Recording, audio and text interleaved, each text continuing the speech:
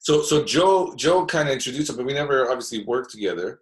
And then, but we did talk from time to time.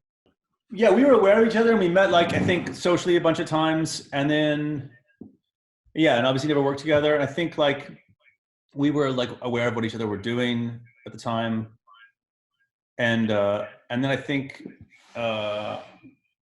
between maybe is the first.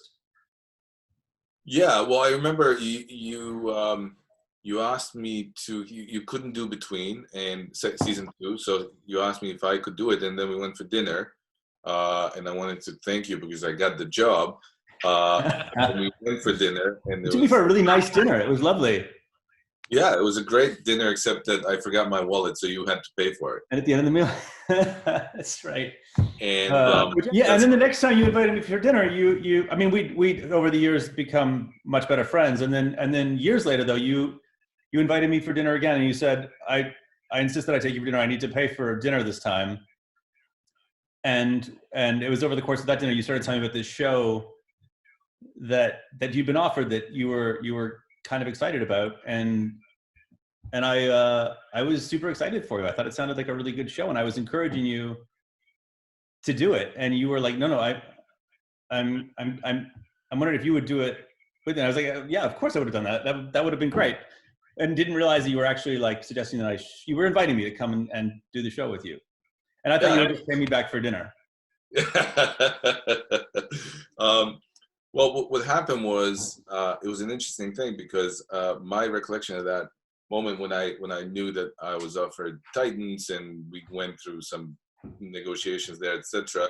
Then finally, I think you and I went and talked about that. But I thought you would jump on that, and maybe in your head you did, but because I wanted you really to do it. But I remember that you were very reserved. I was like, oh my God, this guy.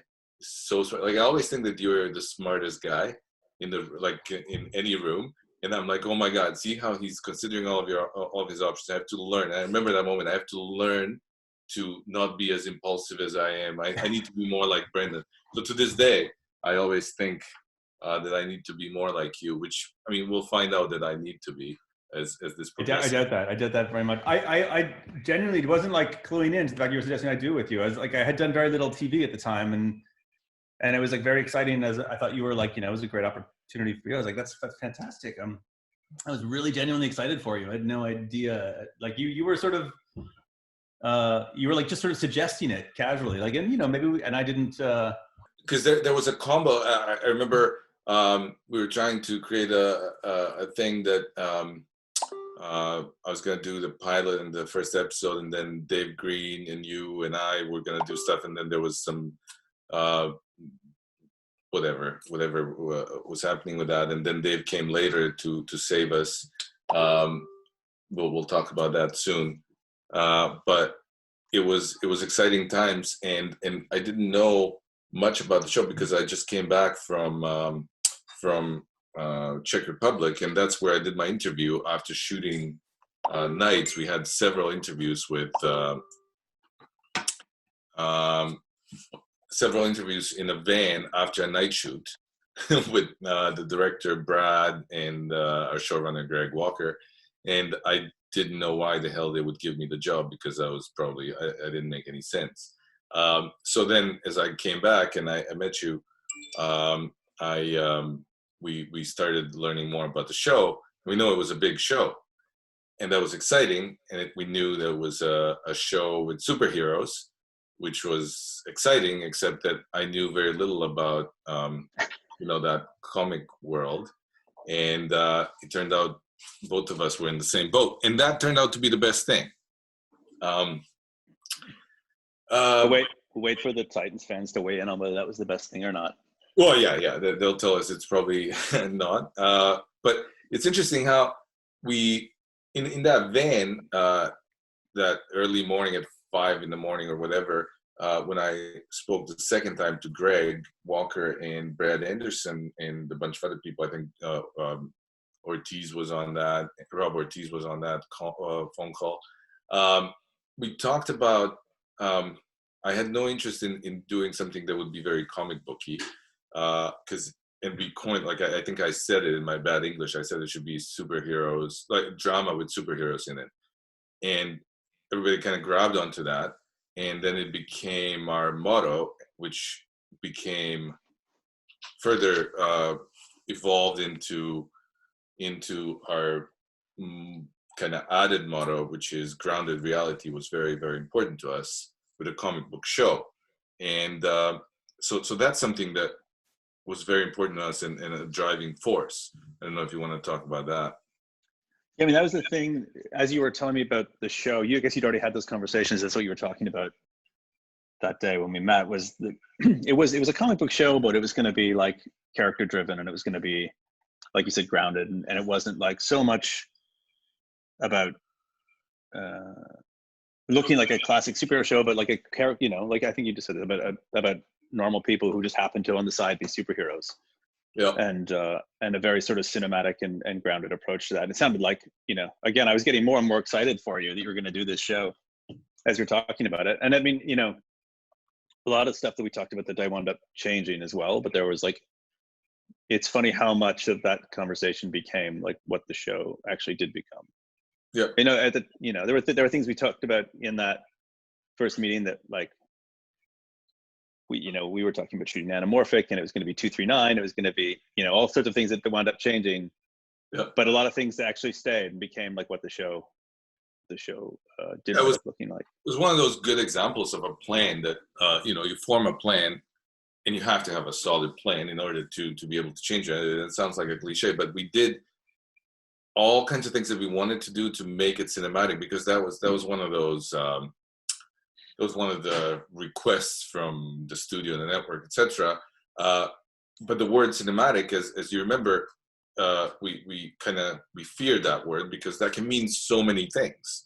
You need to wear your headphones too, Boris, I think. I do. Okay, but I gotta find headphones. So can you talk about the word cinematic and what that means and how we dealt with that while I look for headphones? Can I just sing and dance instead? You can. Cinematic is actually, it's a hilarious word because everybody says, no matter what you're talking about or who you're talking to, everybody says they want their project to be cinematic, and that means a completely different thing for almost every person. And even Boris and I, who have like a relatively similar concept of what that means, had to like define our terms a little bit, because, you know, you look at like there, you know, especially now there's a style of filmmaking that's very naturalistic and grungy and almost unlit, and that's considered very cinematic. But so too is like really carefully composed and lit and structured, formalistic filmmaking. So cinematic is so overused to almost be meaningless. But put your headphones on and we'll talk about what we were actually talking about. Sorry.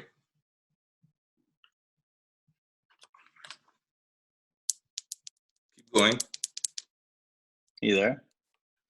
I am, but I've never used. Everyone's very excited about you putting your headphones on. I'm trying, but I've never used these with a. Wait. 1 second. All right, well, I'll keep talking more then. Even from the first time we spoke, Boris had like a very clear idea of what he wanted the show to look like. And we did look at some references and talk about some things. But he wanted to have a show that was lit from the floor primarily. He wanted it to be more towards, it was an interesting goal. He wanted to be like carefully lit and structured and composed, but in a naturalistic way, which I think is it's a tough objective to work towards.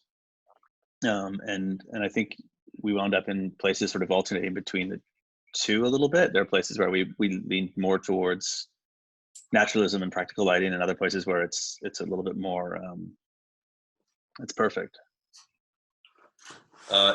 Keep going. I'm so distracted. I've lost my train of thought. Sorry, but this is what's happening. That stressed me out. Your tangled headphones have stressed me out. Oh, is that Jeremy's feeding a picture?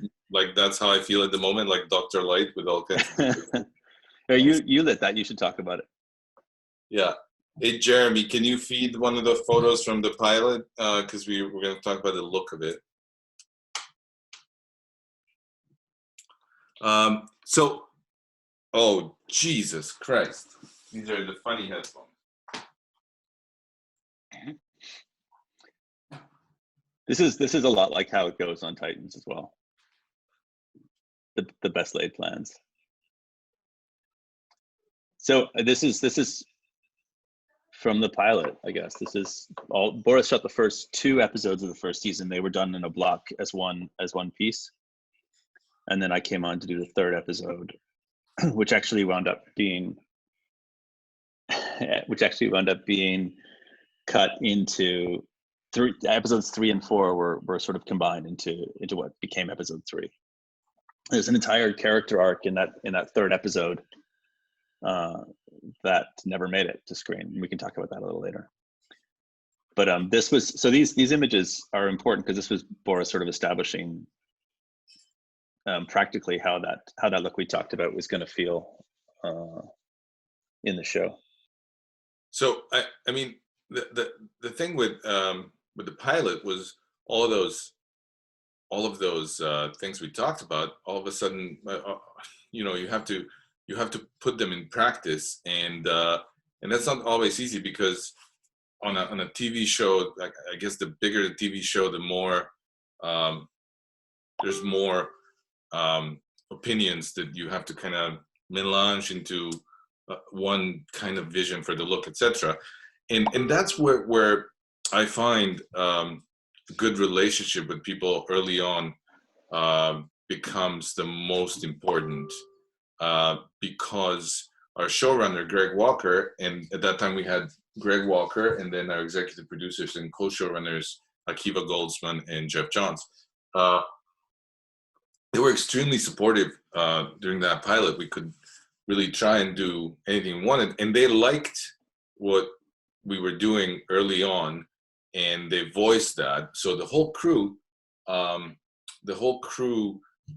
heard that and saw that, and they felt, everybody felt that we're doing something right. And when you feel that, then you all of a sudden, like, you get your confidence. Everybody starts really enjoying what they're doing, and then they're upgrading, their work, and everything becomes better.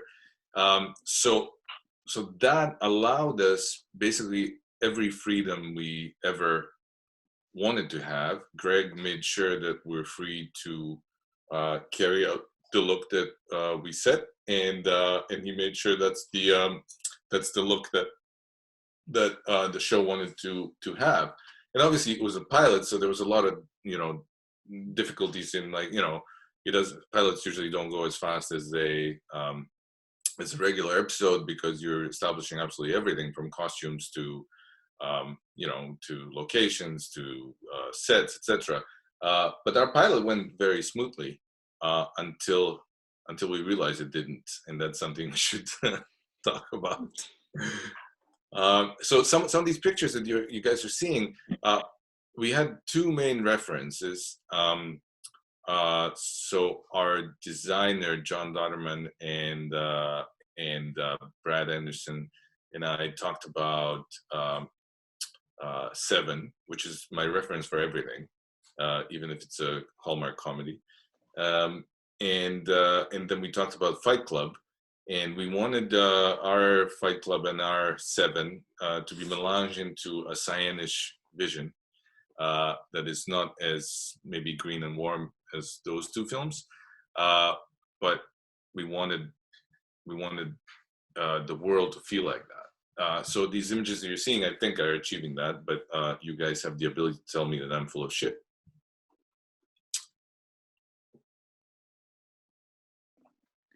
This is your turn, Brendan. You're full of shit. Thank you. So, do you want to answer these questions? Because these are sort of for you. Sure. Yeah, I wanted to. What's happening with my screen is hold on, I can't see the questions. Okay, here we go. They're asking, how much did you light that street? Oh, so we light. So here's an interesting thing. We light everything.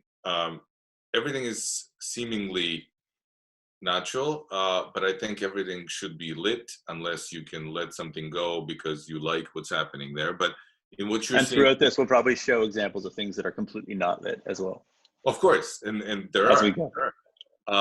But everything is lit to seem as natural as possible as we want to control it. And there's that shot that asked Jeremy to put up of Brent and Robin, Dick Grayson in the car. And that was an interesting moment because we shot that early on, and Brad Anderson and I were looking at that shot. It's a very simple shot, and we composed it, and there was he was on the right. Come in.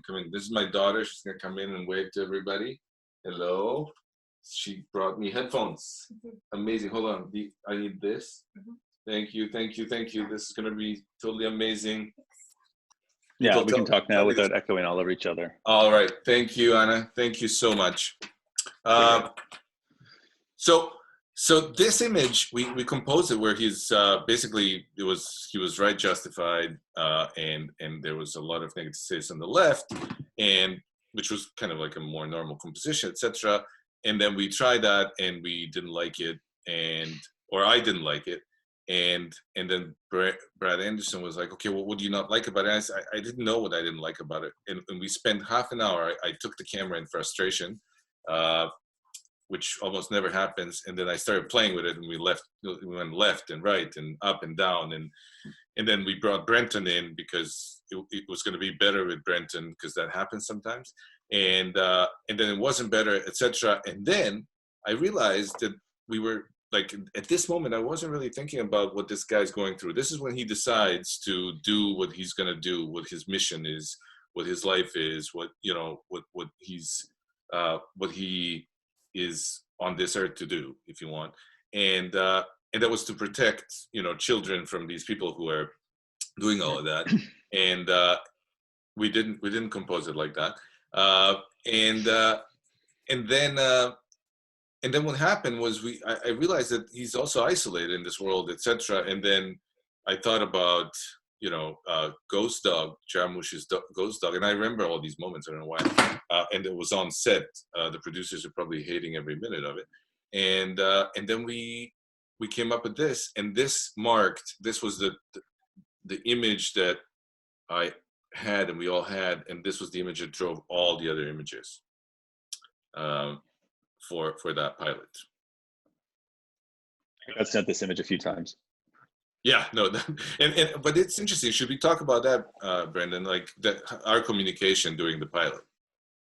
Yeah, sure. I mean, I guess I hadn't started officially while you were prepping, but we were in communication, and then when you started shooting, I came and I shot a couple days for you.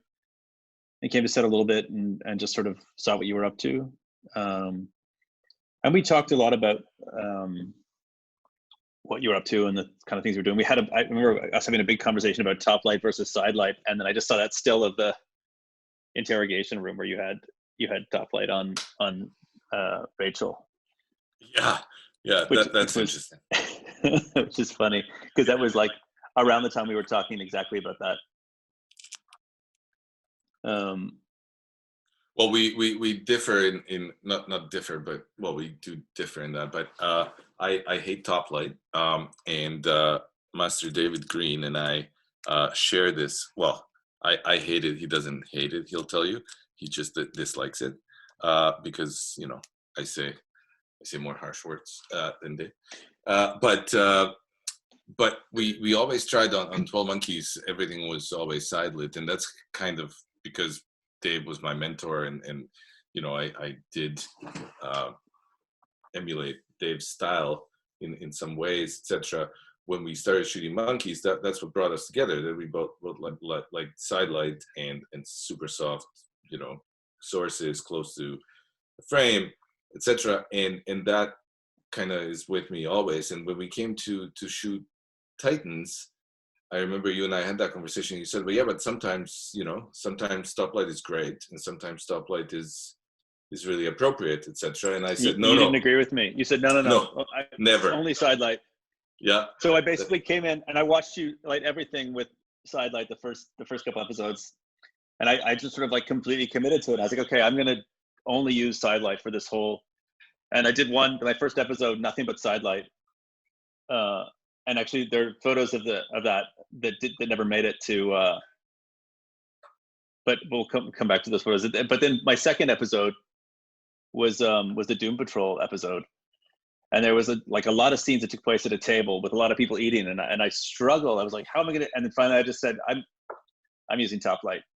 And actually, I have stills that Jeremy. If you have stills from, I think that became episode 4, or was it? Yeah, 4. The one. It's episode 4. If you pull up stills. Well, these stills actually, this is fun because these stills you're about to show, people have never seen. Because those are from 3. Those are from episode 3. Oh, those are from 3. Okay. The ones that.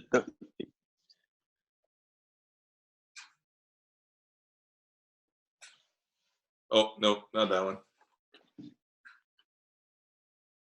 Do you have those other folders, Jeremy? This is for later, but you can see behind that image of. Okay.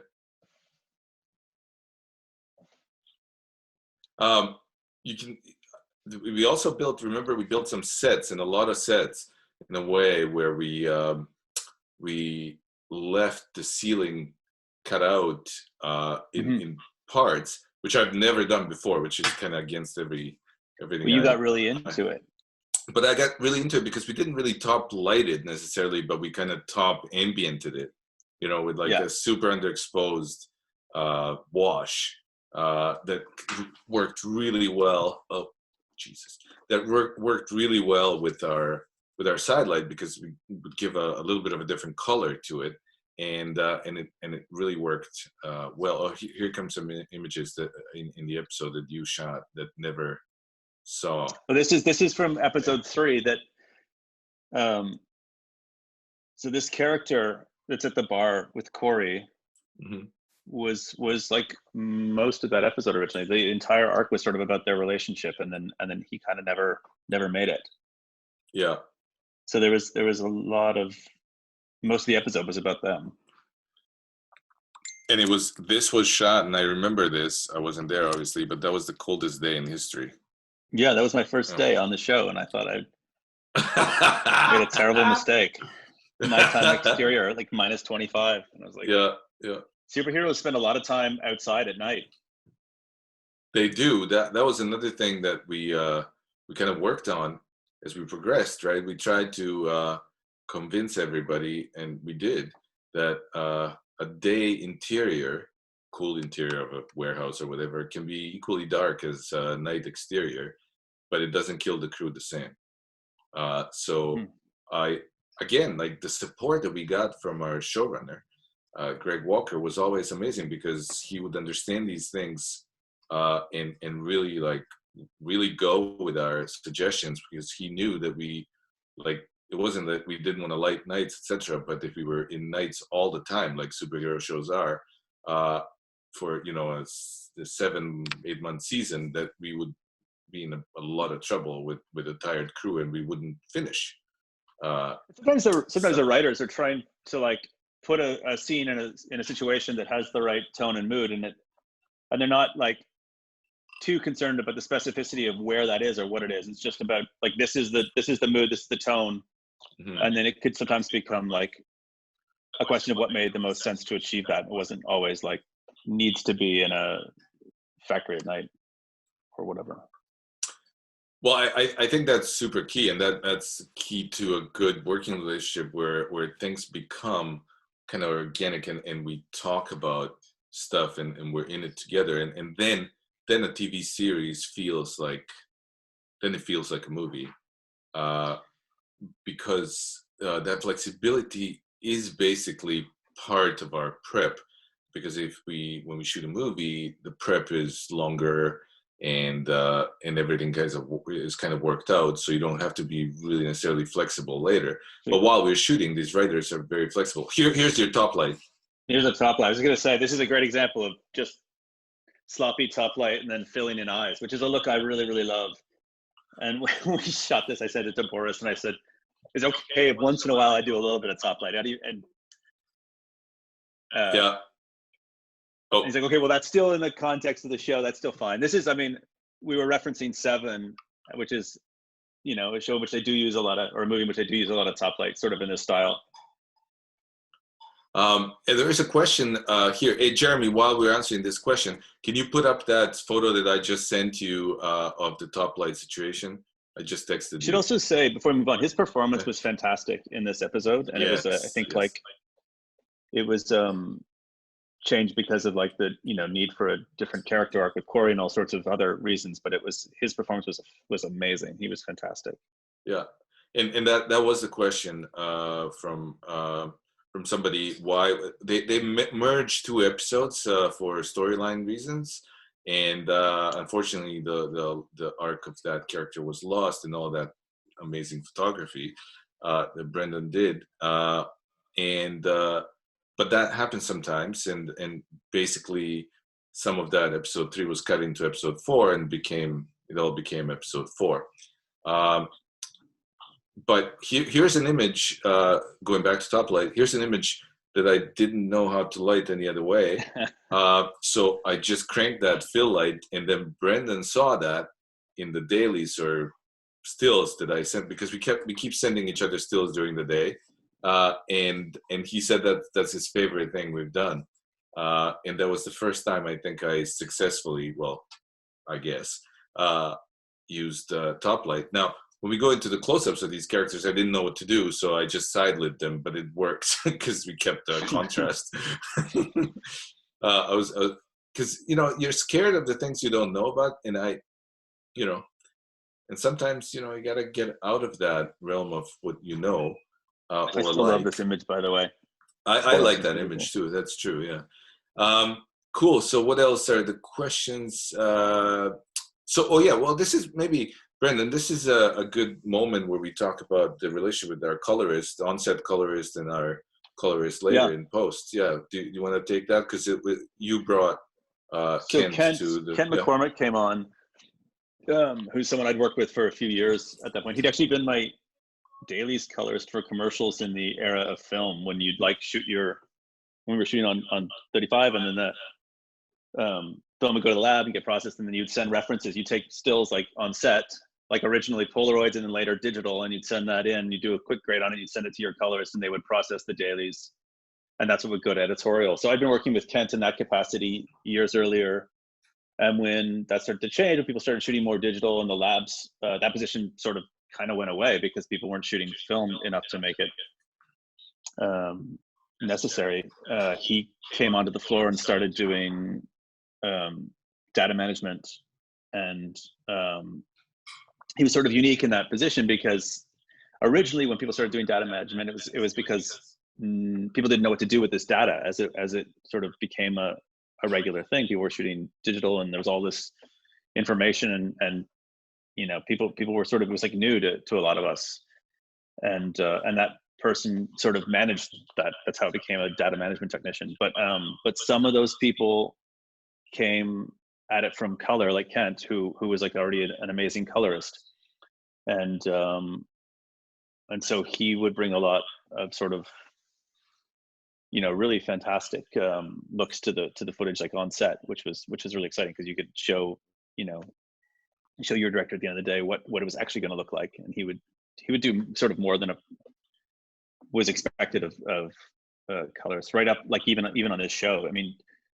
it's typical on TV, especially, that you're sometimes working like with live grade, or you're using just a show lot and doing like only primary grades. And Kent gets a little bit more involved. Typically, he'll do like pretty elaborate stuff. Sometimes he'll get into like windows and tracking windows, and he's in his van all day playing the footage, and we send images back and forth from set, and then sort of visit him a couple times during the day. Even though his van is very scary. His van is like some fancy lights and some like heavy duty gaming computers and a large dog. Yes. I'm not afraid of dog, I'm afraid of Kent, but that's a different story. Yeah. But his work is really amazing, and a lot of the time he gets like 99% of where we want to be in his van on the day, and we're just asking the finals colors to match a lot of what he's done. And then other, obviously because you shoot out of order, and one day you shoot something that has to cut in with something you shoot another day, and they wind up being very different looking. And so the finals colors is like amalgamate all that stuff. And when you're working with the good finals colors, they're also polishing it and making it look better. But a lot of our looks originate with Kent's work on set. And yeah, that's super important. I mean, every time in the newer era of filmmaking, I mean, I worked with Josh extensively, and I love Josh. And Josh was not available for the show, so luckily Kent was. And we're really lucky, and because we both work with these brilliant people who go, who go a lot further than they than expected to create these looks for us, and we are very picky, and I'm kind of picky. I'm picky, but you are crazy picky. You want to talk about that? With color? With color, yeah. Because what I'm prompting you to do is in the first, basically even for the pilot, we were looking for that look, like not in the lighting, not in the set design. We kind of were there, but we didn't have it. We didn't have it 100%. Every day we struggle with that to kind of find it, and that's normal. Of course, it's normal. We're just doing a pilot. And then you came in one day and went onto the truck with Kent, and I don't know what happened there. You were there for a long time. I heard some noises, but you came out with our look. Yeah, I think we changed a lot and started softening the shadows a little bit. And I mean, I was just playing around and based on stuff that you and I had spoken about, and you were shooting and you were busy and you were like seeing if, I think you asked me if I can get it closer to some of our references. But I think you were still using just a 709 LUT at the beginning. Is that right? I don't remember. No, I think we were cooking, every day we were just kind of working on it, but we didn't apply much to it until later. We didn't apply the looks to the files because we were not sure what the look is or something like that. I can't remember until that moment when you kind of came and you had there was a revelation. So basically you with Kent obviously cooked that look that we continued to use. I think I sent back one of your cameras too. Oh, that's true. That's so your C camera was magenta, and I came to visit, and I asked them to send it back and replace it. Well, it's funny, and that we should talk about that. We are very different in that regard. I'm not as picky as Brendan when it comes to that, and my reasons for that are, first of all, I'm not as good as him, but number two, this is not true. More important, this is true.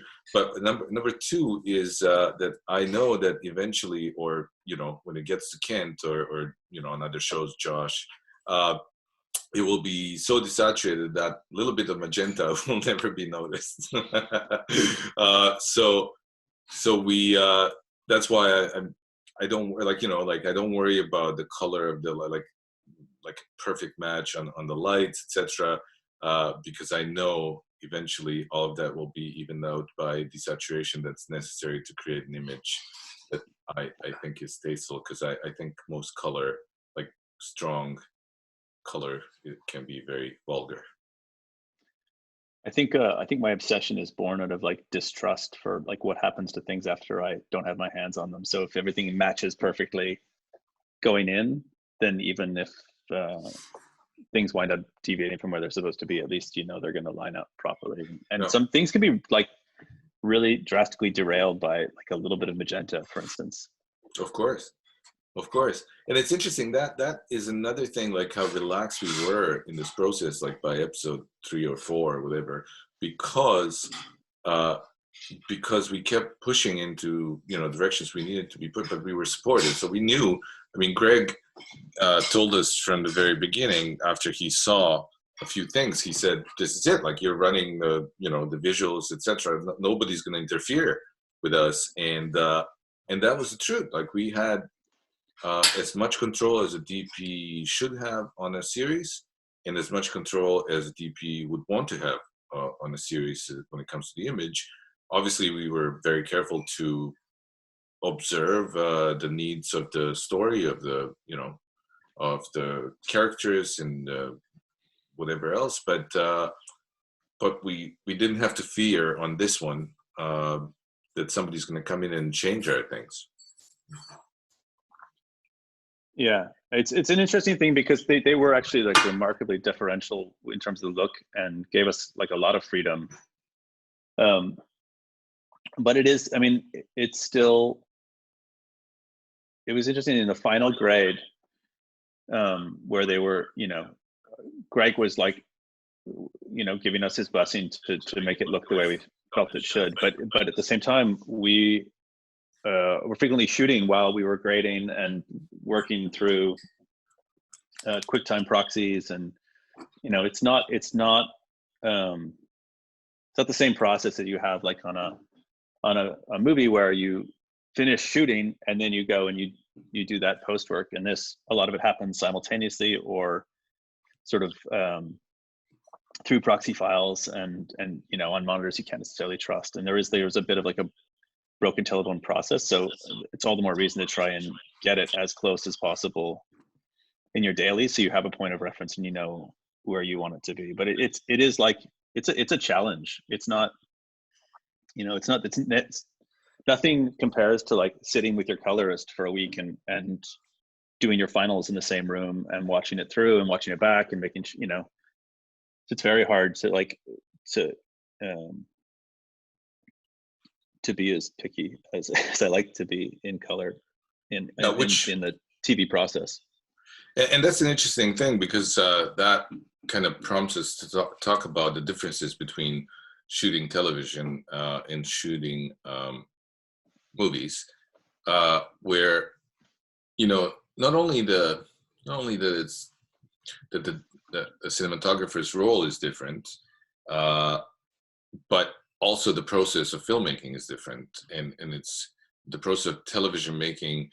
I've always tried to kind of make it as similar as possible to the process of television making, and at this time when we have some television shows like I don't know, Ozark and True Detective, and insert TV shows that are great, where they are making a movie that happens to be in 6 parts or 8 parts or whatever. A lot of television is kind of suffering from the melange of filmmakers making television and television makers continuing to make television that is supposed to be cinematic, etc. But there are certain ways that people are used to, and people, there are directors and producers who often say, and I've had this my whole career where, and I still do, where people say to me, Boris, at the end of the day, we're just making television. But yet my mission is always, and our mission was not to make television in that sense. We wanted to make something that ends up being on TV, but is as much of a movie and cinematic as possible. So I'd love for us to talk about that and the role of the cinematographer on a television show. There you go.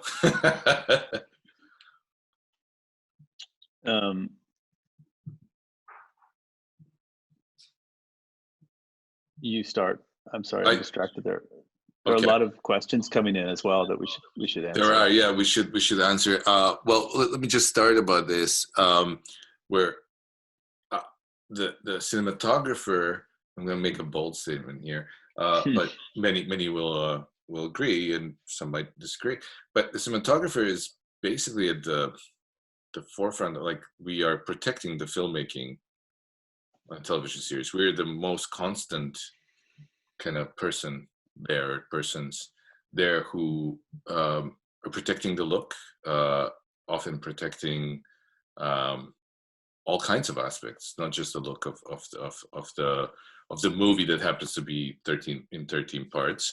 And it's not easy because there's a lot of moving pieces and very little time and very little prep. Television almost prides itself sometimes with not having a lot of prep.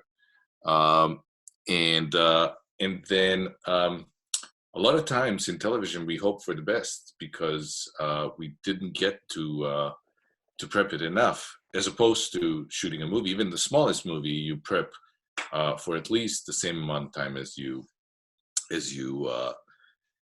shoot, or more.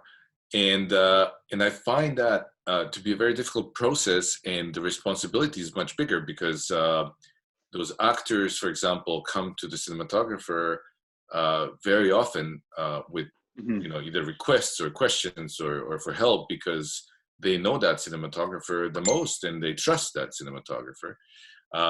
And as people know, directors come every other week. There's a new director, and it's a very difficult job because they're coming into a system where actors know their roles, their characters, where cinematographers have established a look, and or all the people, like it's a machine that's functioning in a certain way. It's very hard to shake that, but it's also very hard to kind of fit in.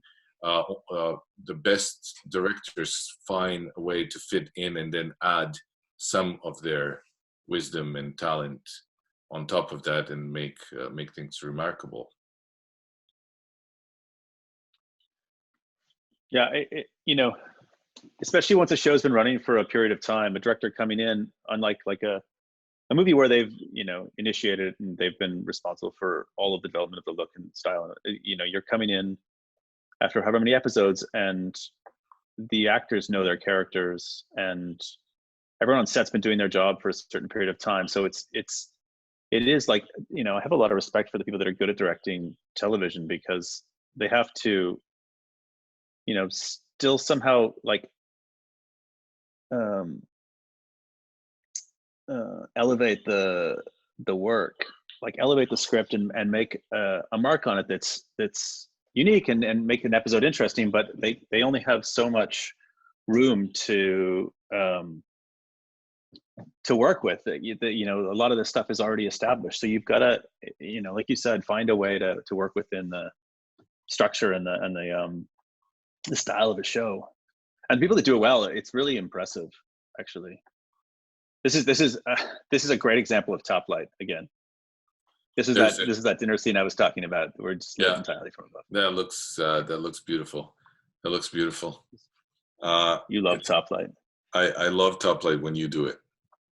Your top light is gorgeous. There's a question about color and light. Sorry, using color in lighting versus color in camera. Yeah, go ahead. All right, well, I'll start. Most of the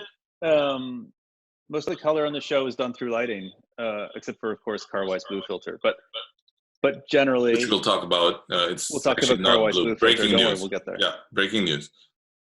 But yeah, most of the time, if you are on set, you take a picture with your cell phone, it looks pretty much like the same colors as what you see in the final product, as long as your cell phone doesn't try and automatically white balance it to whatever the color bias is. But yeah, where it's warm, it's warm. Where it's cool, it's cool. And where it's, pink and green, it's pink and green, or whatever. It's almost entirely in lighting on this show. Yes, and then we do have, our look and sort of a lot is very we don't light to it, we don't observe it on set, we don't light grade, but we have it in mind when we do all of this, and we know how cool of a light, or how warm of light will result in which kind of coolness or warmness in the final frame. We don't use a lot of filters. We use some soft filters, right? What do we use? We use black glimmer glass a lot. Yeah, black glimmer glass we like. and there's some questions about our lenses, which Yeah, is it's an interesting topic. It's an interesting topic because yes, exactly. Because we in the first season we started testing some lenses. Well, how about we tested a million lenses, and we started talking, and I really liked the lens that was very unexpected, like I didn't expect to like, and Brendan to this day was hoping I wouldn't like. So you take it. Although they grew on me a little bit. I was surprised you because I mean I guess originally when we spoke about it you were talking about anamorphic, and I was very excited about shooting the whole show anamorphic, and then you were like, actually it's spherical for a bunch of reasons, and we're going to shoot on summicrons, and I said and he said no I'm serious, and as I wasn't laughing because they're terrible lens, I was laughing because I was surprised because he's I think pretty much always used master primes before that, which is the thing that I like really it. Like Sumuluxes. I love Sumulux and master primes, and I just expected you to go with a faster lens. Yeah. So when you said crons, I didn't necessarily believe you at first, but you know, Boris liked the crons for a couple of like very specific things, which I wound up kind of actually. If you go back to that last shot, Jeremy, it's a great example of why Boris likes crons. If you look at the bokeh in the background, those lights, the area. So if you're shooting at a T2 on any lens, your out of focus bokeh is roughly the same size. Doesn't matter what lens it is. But if you look at the same bokeh at a T2 on a Sumulux compared to a Summicron, the circle on a Sumulux is the edges of it. It's the same size, but the edges of it are sharper. And on a Cron, it's a bit softer, and it kind of like that's the main thing. Yeah, fades away in an interesting way. And I'd never noticed that before. And the only other lenses that we tested that did that were the Supreme primes do that as well. Yeah. We tested like a million different lenses, and those are the only two that did that. And it's a thing that you really liked that I hadn't noticed, that I started to also really like after getting used to it. Yeah. No, we used Stimuluxes a few times on this show when we were shooting like high speed at night and we needed the extra stop. Mm-hmm. But it was interesting. Like I did kind of develop like a little bit of a love for the crons over a period of time. But we should also talk about there was also, so the first season was all spherical. It was crons, and then for like, you know, flashbacks and fantasy things, whatever, we went into like K35s and was that it? First season, K35s and crons. Oh, and we had the vintage crons. We had crons. Classic crons, which flared very nicely, and they were very unique lens. Well, I think it was the only set in the world that we got with Trevor from White's Camera. Kind of found that for us, presented it, and we liked it. And then we used Trevor High's, Vice President Trevor High's. We also used the K35s, which are so uniquely amazing, and again, we had a really good set of those, but we used them very specifically. We used them in situations where we really thought they would fit, and I remember in several episodes I really like we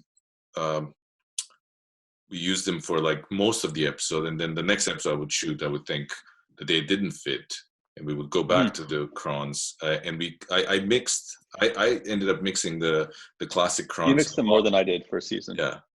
Yeah. I don't know why. I mean that worked for me well. I don't remember all the reasons, but it just felt right. And sometimes he would, like, you know, just Karwai would say, you want to, like, Karwai our focus puller is you know, the smartest person we know, and he also is very intuitive, and he figured out, well, we've known him for a long time, and Karwai would suggest sometimes just slapping a different lens on because of the particular situation. Instead of a classic or a regular cron, we go to a classic cron. That would be the right thing. So we did that quite a bit in the beginning, in order to kind of define and find all of those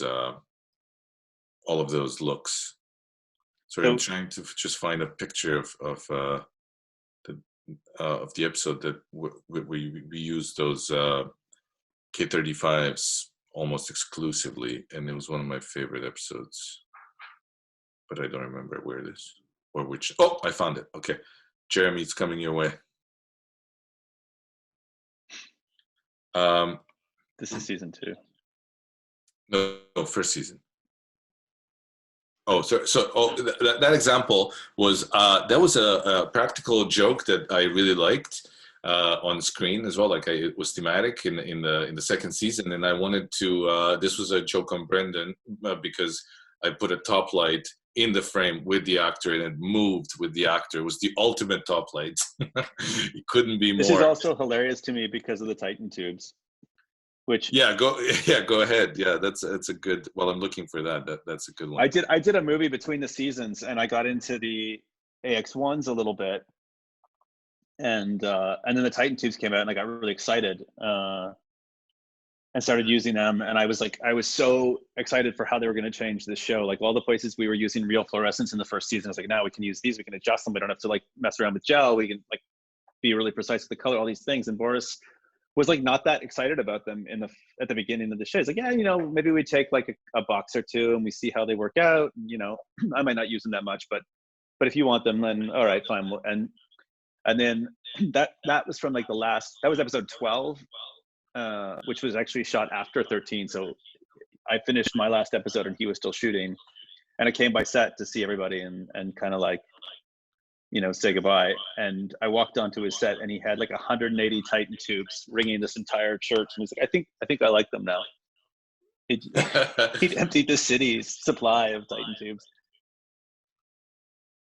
Yeah, we used them a lot. We had in the second season some of my favorite stuff. And just so you guys all know, Brendan is always on the cutting edge of technology, and I always give either him or Jeremy a call when I have questions about new stuff. I call Jeremy. Yeah, well, I call Jeremy, then I call you. It's because you two know Jeremy Benning. You guys know everything that's happening, and I never do. But here's another example I'm sending to Jeremy now of Titan tubes, where we created light sculptures with Titan tubes. With TOA. What you see on your screen on Facebook, guys, everybody on Instagram, if you go on Facebook where's our thing? The CSC website, Canadian Society of Cinematographers, on Facebook, we're showing examples of these photos, but you cannot see them on Instagram because we don't know how to do it. But there was a really good example there of K35s. My thing is, I'm out. Why am I out? 1 second. Kick me out. Kick me out. Yeah. Kick me out.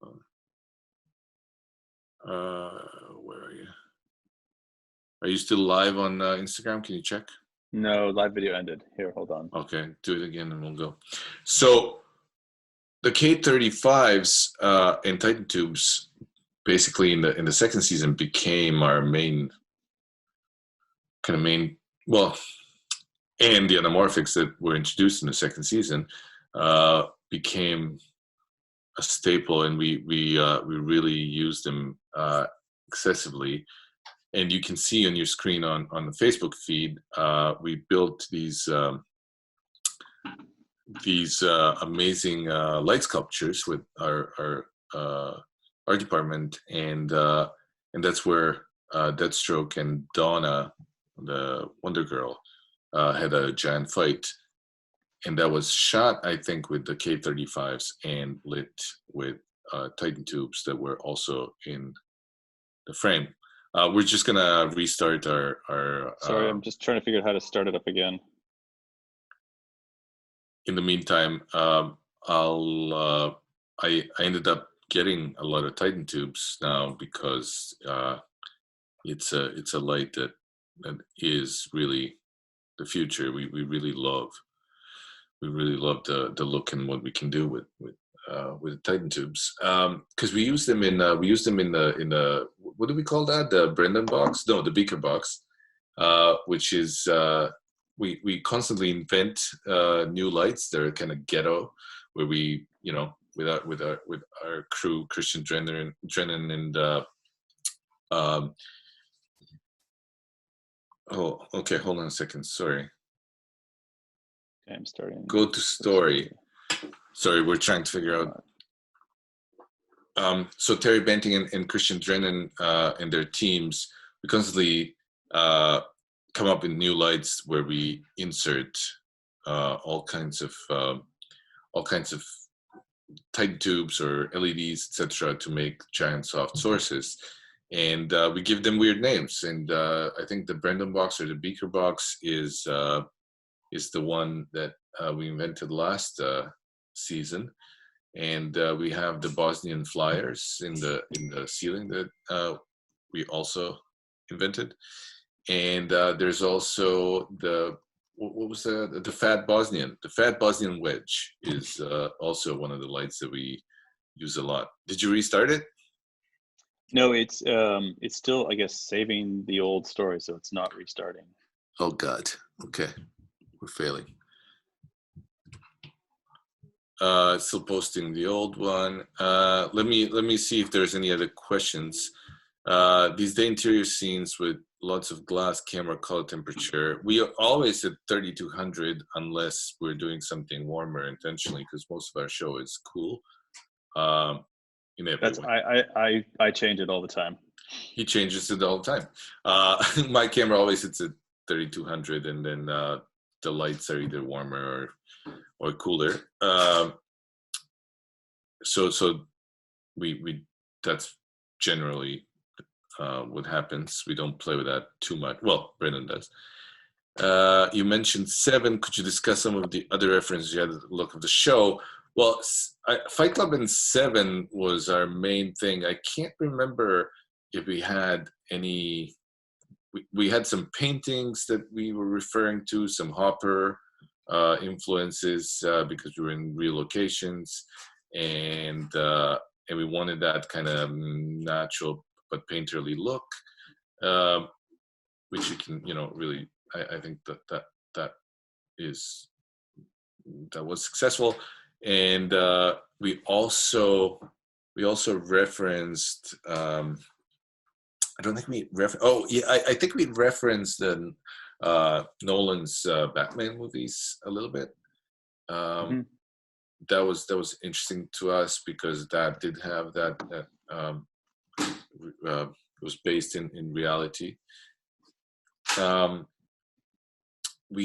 I can't seem to get this. You can't restart. Yeah, G. It's too bad. Okay, Facebook peeps, it's all for you at the moment. And then, but we did have a bunch of things that also the art department was referencing that was not necessarily from those movies, but it was kind of feeding the same image, the pyramid. So we had a lot of that on the wall of our hallways. I cannot, to be honest with you, remember anymore what those main references were. So we talked about the lenses. I want to talk about the anamorphics in the second season. Yeah, anamorphics in the second season, where we wanted to shoot anamorphic in the first season. Boris, let me get this started again because I want to get this on the... Okay. Boris, talk about directing while I do this. Okay. Directing television is an interesting endeavor. And it's a thing that I've directed movies, but until doing this episode of Titans, I had never directed any television. And in the second season, Greg Walker, our showrunner, and I talked, and we said that it would be possibly a good idea if I directed an episode. And so obviously I agreed to that, and I knew that Brendan couldn't shoot it for me, and I remember talking to to Master David Green if he could shoot an episode, but his schedule wasn't working. And we knew that young and talented Fraser Brown, CSC, was who did some amazing work for us in the first season, was going to be up to it, and he wanted to do it. So Fraser and I did episode 9 in the second season, and I just the transition to directing once, like, because I know the show, I know the stories, I know the characters, I know the actors, I know the crew. It was not a terribly hard transition, and Fraser made sure that I felt comfortable. And I really wanted to make sure that I was not one of those DPs that a lot of us have experienced, where a DP becomes director and they become a tyrant. I hope I was not a tyrant. Well, Fraser will have to say if I was a tyrant. So Fraser and I did that episode, and it was a fine journey of many discoveries, and there was a tragic event during that episode where one of our members, one of our team members died, and that was by far the worst thing that ever happened to us on set when Warren died. And there's not a day probably that the whole entire crew doesn't think about that, including myself. But the memory of Warren is always with us when we shoot Titans. It's important to us for him to be remembered for his kindness and great work.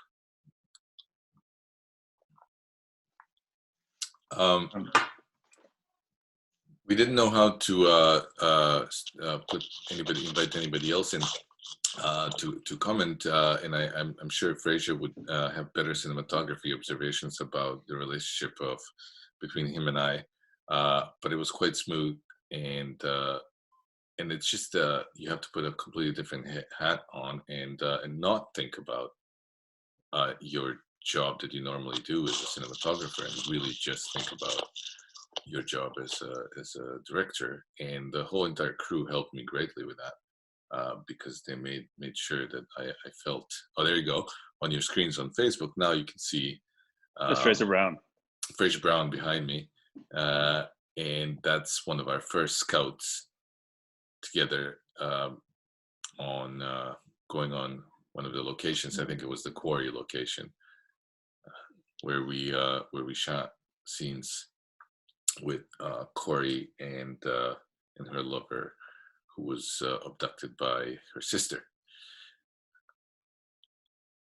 And this is a good opportunity to talk about the crew. There's Christian Drennan on screen, our key grip. He's a very close collaborator of ours. We've been together for quite a long time now, since 12 Monkeys, and we have great fun together. Christian knows what we like. Christian knows how to do that before we ask for it. Terry Banting is the same way. I don't know if I have a picture of Terry Banting.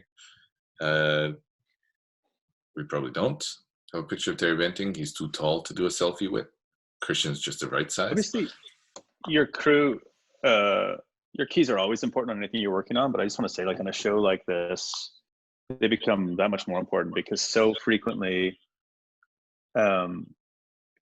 your prep is down to the wire, and you're going into locations sometimes that you've barely seen, or that things have changed at the last minute, and a lot of the time you're getting these guys to do pre-lights for you. I mean, they have, like, both of them have great rigging teams as well, but a lot of time they're you've seen it at a different time than them, and you're like drawing things on paper, and if you didn't have a good working relationship with those keys, you'd come in and find things backwards. And because they both of them are good at lighting and understand, like, what we're doing. Exactly. They're able to, like, understand from a few scribbles on a piece of paper frequently what a live video ended again. Oh my goodness. I mean, and that's the thing with crew in general.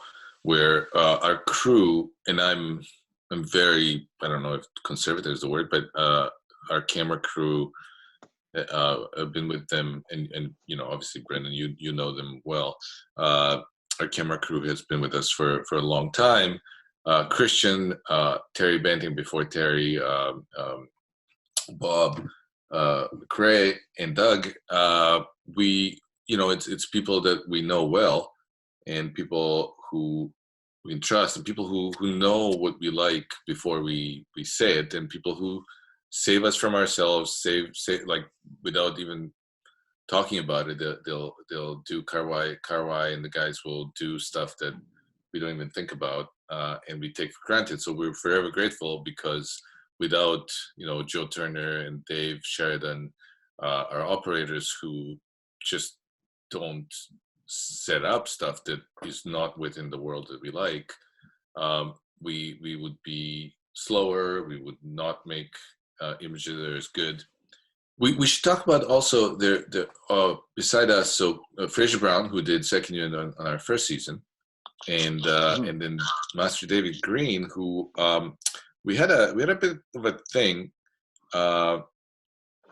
We had a bit of a thing in the first season where we unfortunately had to reshoot some stuff from the pilot, not because it was bad at all. It was basically we wanted to change certain parts of the story, so that had to be changed. So in the middle of the season, I think on episode 6, or in the prep of episode 6, we learned that we have to reshoot it. So because I shot the pilot, we decided that I'm gonna go reshoot that with our producing director at the time, who was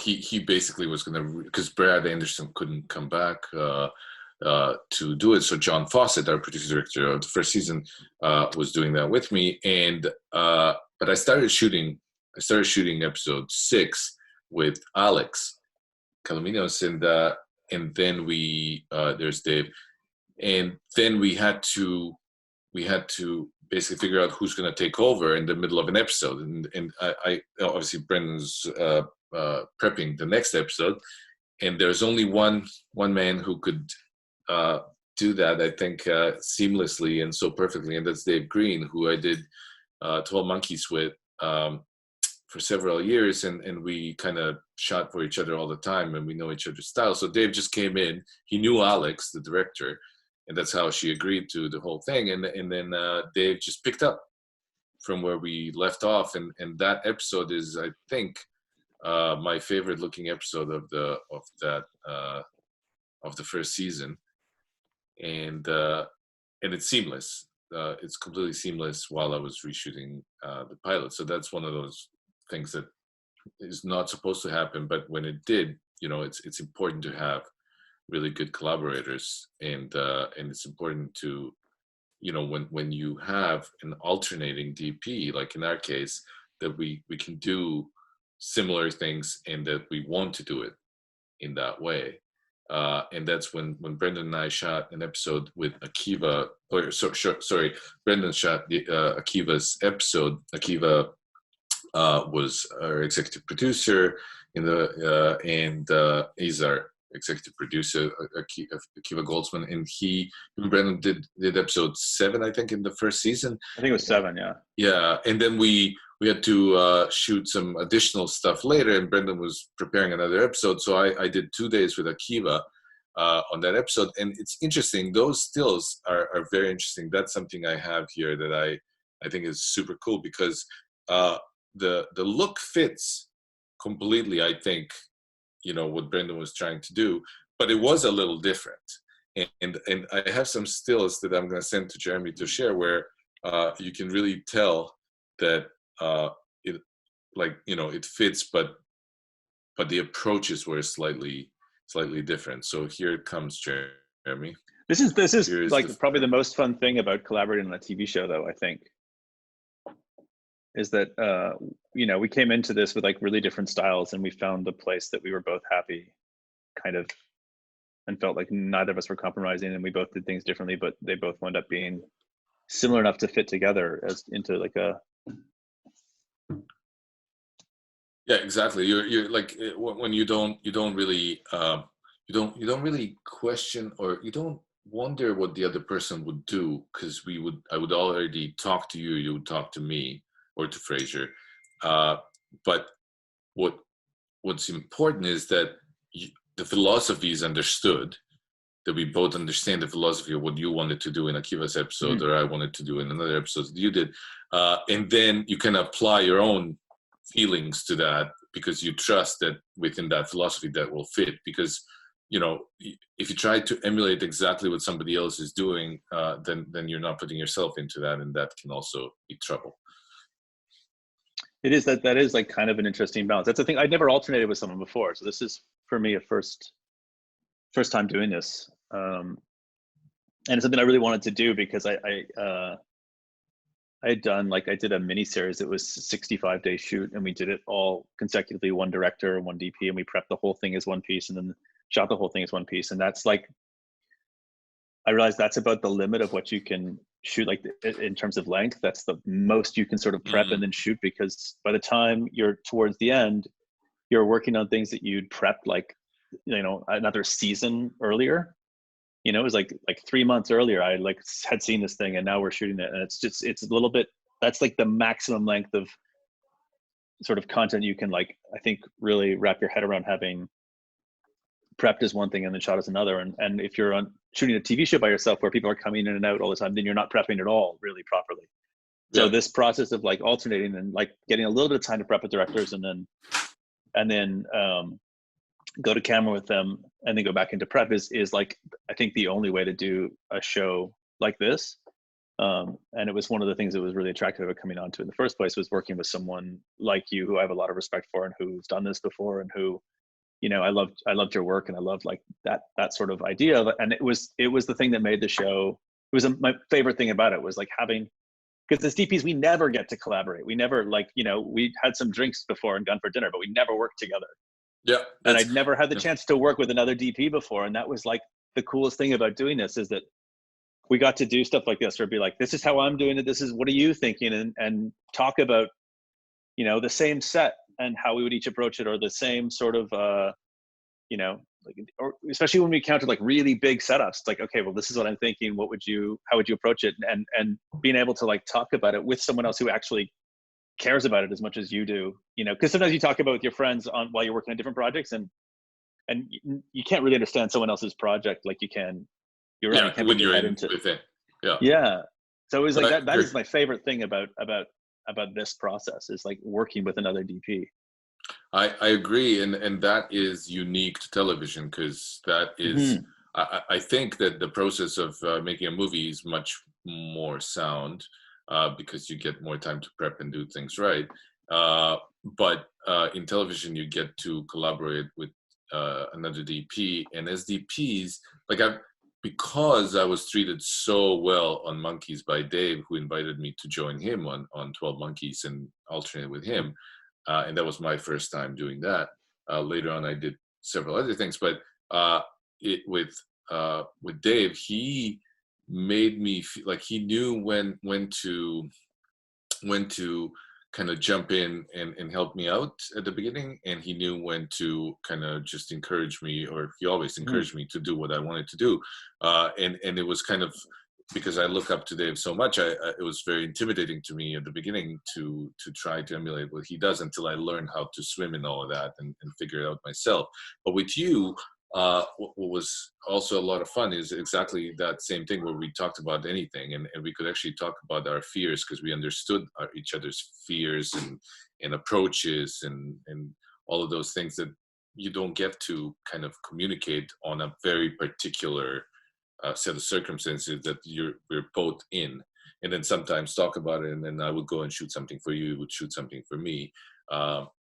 This is a great example as he's moving through these. That's yours. Yeah. The bathroom.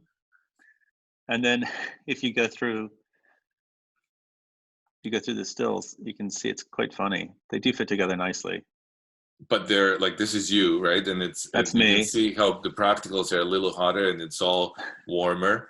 And then if you go, Jeremy, if you go back one, toward the beginning where you started, that one, See, that's the same place, but it's a little cooler that I did. But it's in daylight. Like none of that is forced. Like I wanted to observe what you were doing, but I thought this was appropriate, and it could have been a little warmer to maybe match it a little more. But in the No, we all fit together nicely, yeah. I thought.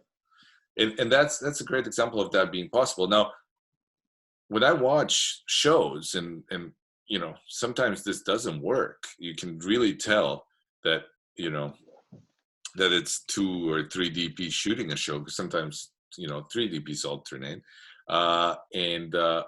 But when it works magically, like for example on what show? The Outsider. We were talking about The Outsider, and I didn't know there was 3 people or 4 people shooting. I think there are actually show. 4 DPs. It's a gorgeous show.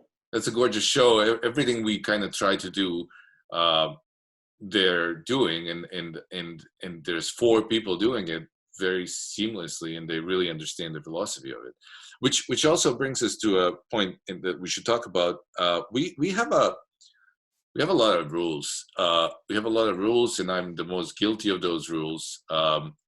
And those rules are kind of established for us in how we shoot, how we frame, how, you know, from simple things like you don't cut anybody like in the frame on the joints, to the camera is nodal, to lines are straight, you know, side light, this and that, soft light, always hitting people, no hard light hits people. Like we our book of rules is very thick, and our collaborators, Joe and Dave and everybody else, is they're aware of those rules.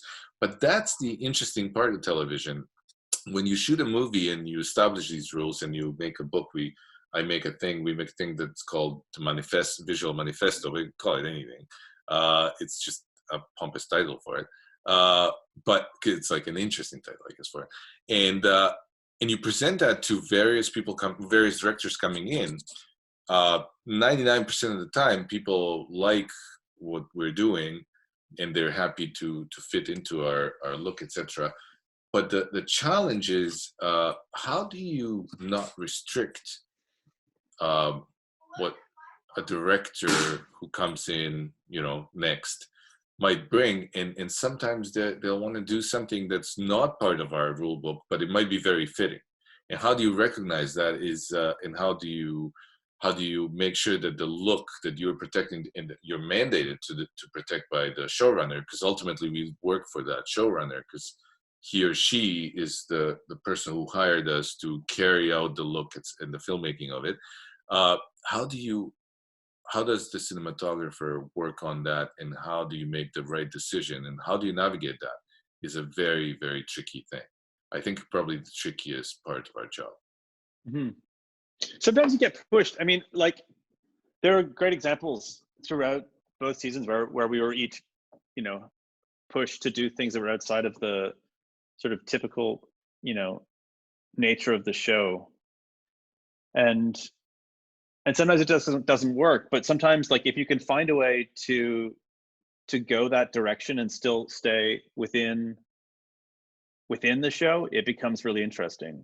Mm-hmm. And some of those are like, you know, and we also have lots of things happen on the show where you have, like, this is a great example, actually, this one where we wanted to go back in time and be warm. And this is, so I was actually going to start talking about this earlier, is that second season, we went to a wider aspect ratio. We still had the K35s, but a lot of the time we shot our flashbacks on the Atlas Anamorphics. And it was another thing that, like, we tested a bunch of lenses and we both really connected with these. We both thought they were really cool.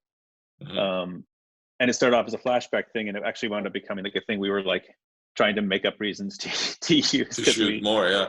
Because it looked like, it had that cinematic feel more than anything. Yeah, and also just changed the feel of, like, you know, some of the locations we've been in a lot, when you saw them on this glass, they just became like sort of, they had a wholly different feel. Which is really nice when you're in the same place all the time, to be in the same place and to be everything to be familiar, but still to change the feel of it a little bit. And anyway, this to have a reason in this case, right? this was an episode with Glenn Winter, who wanted to, like, see the tower be warm, and it had never been warm, I think, before this. No. but it was a flashback, and it was like a different world for all the characters, and so it made sense to just take it in a completely different direction.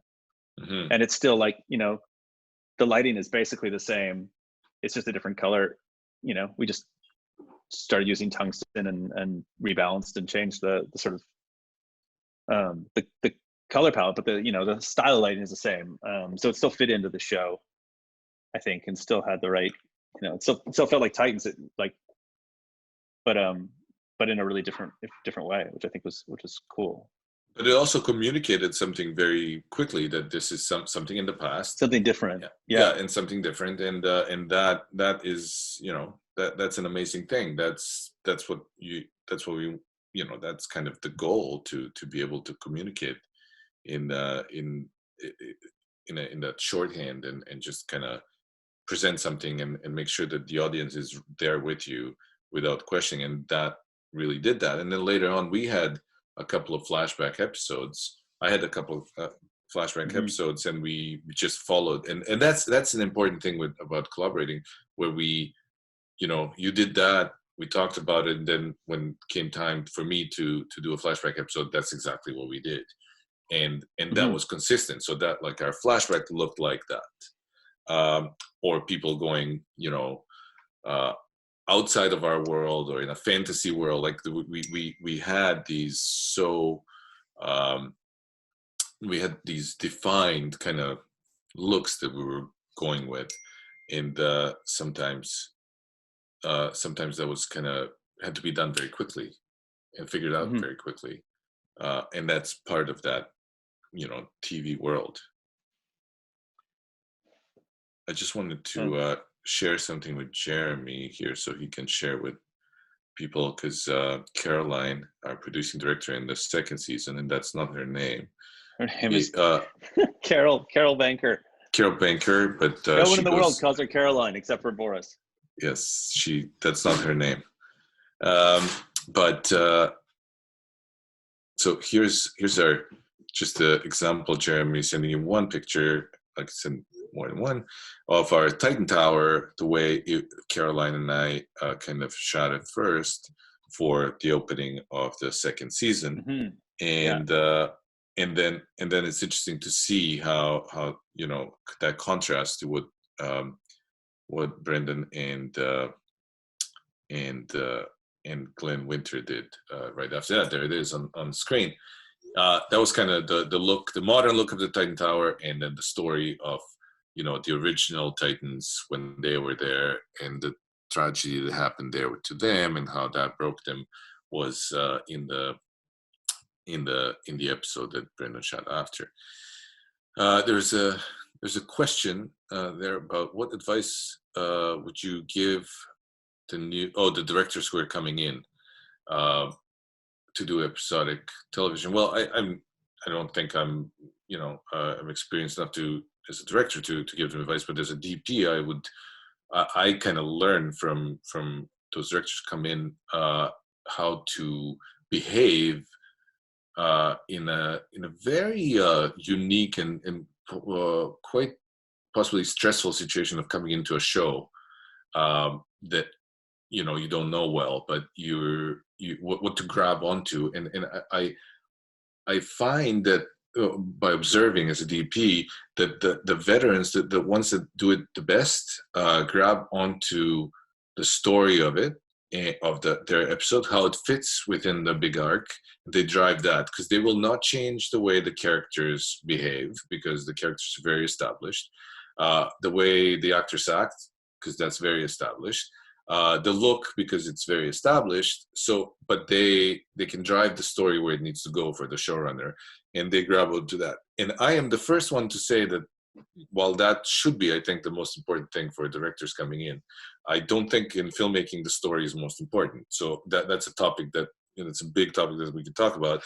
But I think for a director coming in, that's the thing that becomes that should be their focus, and those that I learned the most from make it their focus. Do you find that, Brendan, or do you disagree? No, I agree with you. I think, yeah. also, don't get me wrong. Listen, directors coming in are like, while it's a stressful, hard job, it's also like a lot of fun, and they do it. They get paid a lot of money, and they do it because it's one of the greatest jobs on earth. So, but also like the difference between a film director and television director is very obvious. We had Toa was doing episode 10 last in season 2. I think it's episode 10 in season 2, and I had a lot of fun. But Toa is a director who does television, but he's a filmmaker first, and he comes from that world that I also came from. And it was interesting how we shot that episode. We shot it in a very independent movie way, where we didn't do a lot of coverage, not a lot of takes. We prepped everything really well, and then we executed on set as quickly as we could, without really doing additional coverage, additional stuff, just in case. This was our case. We were making a case that this should be in the episode, and that's what we shot. And I really had one of my favorite episodes last year, where it was Toa's episode, working on it, and the episode itself. And we did some crazy stuff. Yes. I was gonna say, I mean, it's funny. One of the, like, I did Akiva's episodes first and second season, and those are for me both like really, really fun episodes to shoot. I think like part of what was so great about that is that because Akiva is like the executive producer and one of the writers and showrunners, he had the ability. It's more like the process of making a feature film, in that if he didn't like something in the script, he would just change it, and he didn't have to, and he ask for permission. Yeah, I didn't have to ask for permission, and there wasn't anyone he had to he didn't have to check in with anybody, and so there's a little bit more room to improvise on the floor, and to be playful and to try things, in a way that like a lot of directors aren't necessarily afforded the luxury to do, because while their job is to like make their mark on it, imprint it with their style, and but ultimately they still have to deliver like a certain amount of coverage and a certain amount of like they have to deliver the expectation of the script. Mm-hmm. But there's also a fear of not doing enough, and what if they need that close up? I don't want to shoot a close up, but they might need it, and that's kind of where it moves away from the cinematic. The television making moves away from the cinematic process, and also becomes less cinematic, because there's two cameras in the close up, and then there's an over, and then there's a mid shot, and there's a wide. Also, I think television in general suffers from a lot of wide shots for the sake of having a wide shot, because a scene has to have a wide shot, but it doesn't, because best examples from movies, if you look, a wide is the developing shot, or there is no wide, and I encourage all of our younger members and our aspiring filmmakers who are watching this to kind of like observe that in movies that that we all admire, like in the classics and in the modern classics, where in a movie you don't have to necessarily have all of these things that are called coverage, but only a shot that tells that particular story visually and otherwise. Here are some examples of the frames from Toa's episode, and we Boris does warm.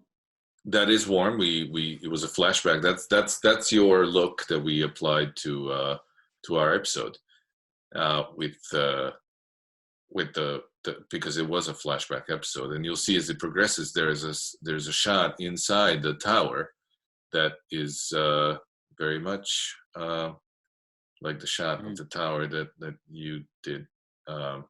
Maybe not as good, but no flares. And this was a fun scene where one of the characters goes inside the other character and makes him dance, makes Hawk dance. And Alan Richardson is so talented that he can do all kinds of stuff that we never think he can do. But then he surprises us. He was a great singer in my episode. He's a great dancer in Toa's. There is a Jeremy. If you click on the greenish image there, that was the opening sequence. That one, yeah. The opening sequence of this episode was this crazy, dreamy landscape, urban, decaying landscape that our character fits into, and he's not sure why he's having this dream and what this means. And we created a cross-processed look that differed from everything else we've done. That to represent, his confusion. There's a close-up down right there, yeah. To represent his confusion, to represent, where that it is possibly not real, etc. And it was a lot of fun. But this is an interesting thing in television. Because this was the last day of Toa's episode, and I couldn't shoot this because I had to prep the next episode. I came and set this up with Ben Lichty, who did our second unit, and he just took over, and he continued, and they shot, from midnight on or whatever. I don't know how long I was there, and just seamlessly finished the scene. And that's something that you have to do, but you have to be able as a DP to select people who will do this with you. Because if production, and sometimes that happens, and I tried to fight it, and I don't think I've ever lost so far, but just inserting a DP that the producers want to use can be a disaster. Can be great, because it might be a great DP who agrees with, but usually you go with somebody can do what you're trying to do. And we had the fortune of having really great people. We had Dave Green, we had Fraser Brown, Ben Lichty, we had Vinny Borison come and do stuff in the first season for us, and he still did the best poor man's car process we've done. That's the one the only good one he did. And then we had Daniel Grant, who also came in a similar situation the first season in the reshoots, and I had to go, and he came in and just continued the scene seamlessly. He did the same thing on Monkeys for us. So it's really, really great to have all these talented people. There are episodes, especially there's one episode in the second season where we were waiting still on some costumes to be delivered, and so we couldn't finish an episode, and I had to move on to the next episode, and Fraser actually shot at least as much of that episode as I did, and does a fantastic job. Yep. It's so important on a show like this to have people you trust who can. Yeah. I think Fraser saved our ass more times. Fraser saved us so many times. Yeah. Fraser, incidentally, are we allowed to say that? The hero, yes. What? No, Fraser's going to be alternating for us in the next season. Fraser's going to be coming in and alternating for us in season 3. Which begs the question. So Fraser, we're happy that Fraser's there, that he's going to alternate with me, and I'm going to direct some episodes. So Brendan's going to come in and shoot those episodes. Hopefully, that's the plan. Now with the virus, the plan is who knows what's going on anymore. The plan. Yeah, but what's super interesting is the question that I'm going to ask my friend Brendan Steacy is, how come you're not back for the third season? It's a good question now that nobody's working. I have a bunch of friends that I've made little movies with, and a lot of those friends had movies that were getting ready to be made, and I wanted to do some small films and just, do some different kinds of work for a little bit. The people who I've known for years, and one person I've made 3 movies with in the past. And, of course, everything is falling apart right now, but that's why I was. Yeah. But it's interesting because I always look up to you because you do most of the, I never get called for movies anymore. And you make fun of me all the time. It's true because you get them all. But I wonder how. Just for people who don't know us, this is not true. It is true. It's really true. But I wonder how much of that, like the comparison when you go to do a movie and you did the series and then you went to do a movie in the middle of it. I did one in between seasons. Yeah. And can you talk about that? Because that's super interesting to me, how the process is different, is something we talked about. But what's the feeling on set? Do you ache to go do a movie? Because you told me, like after, a monster series movies. like this. I love movies. I mean, and I'm talking about small movies, like under $10 million, where, sometimes much smaller, where you're like, you don't have everything you need and you have to figure out how to do things in ways you haven't done before. And that's kind of what I love about them. Titans is a big show. We move really quickly. And so you kind of just have to do like, you have to do things in a way that you can do them quickly, which is usually expensive. But it's, you can't be like messing around and trying things out. You kind of have to like have a plan and know what you're going to do. And I really love, like, the movie that I did actually between the seasons was like a pretty small movie. And sometimes you'd be like doing an exterior and find out like 2 days before, like the locations would change, you lose something, and then you lose a piece of equipment. You find it like you're going into a large night exterior with no lifts, and you've lost all the places, all the rooftops you're going to put lights on, and it leads to like really interesting sort of improvisation. And you find yourself doing things that are unusual and interesting, and I like that a lot. I like that challenge, and I like doing that sort of. But it's also different because you have less money per day, but you have more days, like a lot more time. So you can just your priorities are different. Your whole process is different. Yeah, well, it's interesting because when we talk about Titans, I mean, we're lucky. We're a big enough show. We don't really get restricted that much, or if almost at all. And that's, because of the trust we have from Greg Walker, who empowers us, from, our original producer, Rob Ortiz, and our current producer, Michael Ray. I mean, while we have certain challenges and we, argue about what's more important at the moment, etc., but we get everything we want because we're a show that can afford it and we need to look a certain way.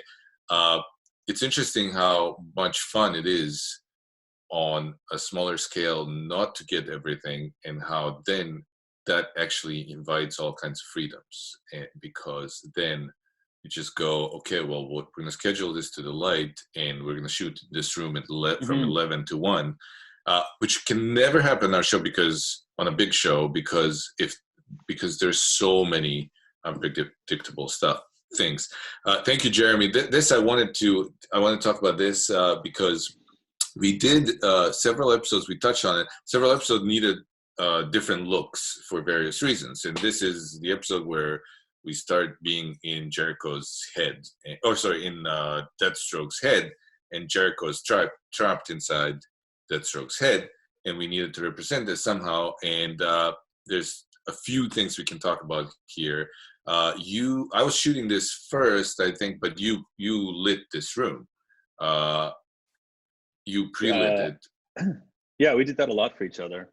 Yeah, and that's super cool because, I mean, first of all, you learn from each other. You learn how another DP would do something, and then once you pass that, when that becomes less cool because it's always there, you also are surprised how somebody will do something, and how you coordinate what two directors from, for example, two different episodes. This was Caroline's.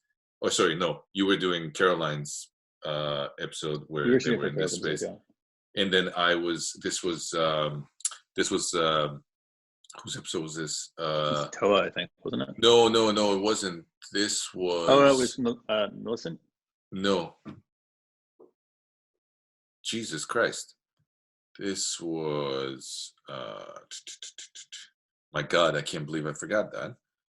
I actually forget the events now, but that's fine. Oh no, this is Larnell's episode. What am I saying? Larnell, our dear Larnell, who's our director, and he's our stunt produce coordinator, who's absolutely brilliant. we're doing this episode, and Brendan and Caroline talked about the look. We talked about the look. We kind of said, okay, well, if they shoot it first, they should set it. But then it turned out that we had to shoot it first. So we went with kind of their aesthetic, and then we did one crazy thing, and we made it black and white, which I was never allowed to do ever on a television show, because it's like an unspoken thing that we can never do black and white for some reason. So we did it, and a day later, I called Greg Walker to see how he was doing. But essentially, I was just calling to get shit for making this black and white. And then he said, "This is great," as he always does. He's, again, like, we couldn't be more supported. And it ended up being black and white. Nobody complained. We had here it is in all its glory. The most artistic way of expressing in filmmaking, the glorious black and white. And then this is Millicent's episode. I had so much fun working with Millicent Shelton that I don't know. I was so inspired, and this was one of the craziest things we've ever done, because there was a huge storm, and the light was wrong before the storm, and the storm was coming, and I said, we'll roll on this diner right after the storm. But right after the storm could have been darkness. And I was so nervous about this, but then the sun just came out for about 28 minutes or less, and we shot this glorious thing. But we did a cross-process look here. This was one of the episodes that was shot with K35s, and the cross-process look was something completely different. And as you progress through these slides, Jeremy, we will see how, like, we really varied these looks greatly in the show, because the themes of our stories required it, and the character's journey. This is the same episode. Completely. Yes, go ahead. But this is interesting, because this is the jail cell, right? This is the jail cell, yes. And I don't know if Jeremy has your shots from the jail cell. We both shot in the same cell in the episode I was doing, which is Kevin Sullivan's episode. It was a jail, and we were shooting it like in a really sort of loose, rough way. I mean, for Titans, it was it was like warm and kind of like a little bit grittier, and a little like we did a lot of handheld. That's still from Boris' episode. And then when we did, it was like kind of like warm and trying to be pretty naturalistic with it to match a exterior prison yard and all this other sort of, like, we shot in an actual hallway of a real prison as well.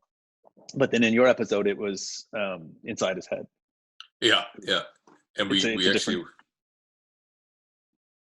Sorry, go ahead. No, it was such a there was a need to make it very different. Sorry, Jeremy's saying he doesn't think he has your stills, but you did show them earlier. You showed them earlier. They're from I don't know what episode. Was it 7? No, 6. They're not there on that screen, Jeremy.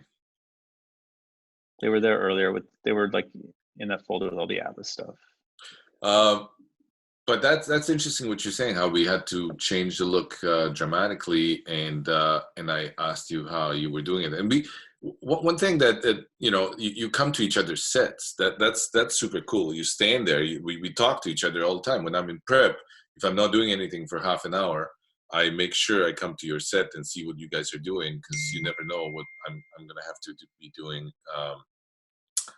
That's in the same space, etc. in the future. But I love that one in particular, just how different they are, and I like the look of both of them. But they're just like the tone and the feel, and the they're like completely different movies, but really shot in the same set, the same tools. Yeah. And then what else did I want to say about that? We have Titan tube, Summicrons. So, what about, like, Brendan? Did you grow up reading these comic books? How well versed are you in this? Yeah. I mean, I had comic books and I read, but I wasn't like Yeah, that's it, Jeremy. That's the same space. That's great. I wasn't a comic book person at all. So what did you do when we started prepping for Titans? Did you read a lot of stuff on like? I did. I went to the Silver Snail, and I asked them if they could recommend any good Titans comic books, and I had like an experience like out of the Lost Boys where they surrounded me and they're like, "What's up? You working on this?" You know, they basically asked me how come I had such specific questions about Titans if I knew so little about comic books, and they were like, "You working on that show? We know there's a show shooting here. We know Jeff Johns is in town." And they started pressuring me to tell them whatever I could about Jeff Johns, and I was like, apparently he dropped by the comic book shop like that week, like incognito, and they all knew who he was, and they were like, they handed me a book, like it was like they pulled it out of a secret drawer, and they're like, "We think this is where Jeff is going with the show." Were they right? I mean, it's different because the book and you know the shows, but they were like, I mean, character-wise, some of it was, you know, but they were like so they knew so much more about this show before I'd even read a script than I did.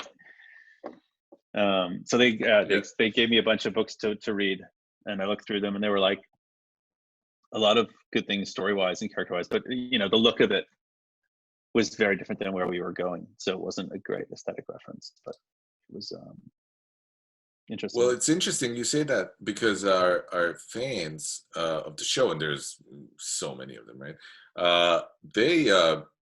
Some of them love our look and some of them don't, and the reason is that they really want to they want this to look like they really wanted to look like the comics, which we really didn't want to do, because we wanted to make sure that these characters are real as possible, so people can connect to them on that human level. So when they have a problem and they talk to each other, you know, they're just two people and it's a drama and it's, you know, just heart to heart real.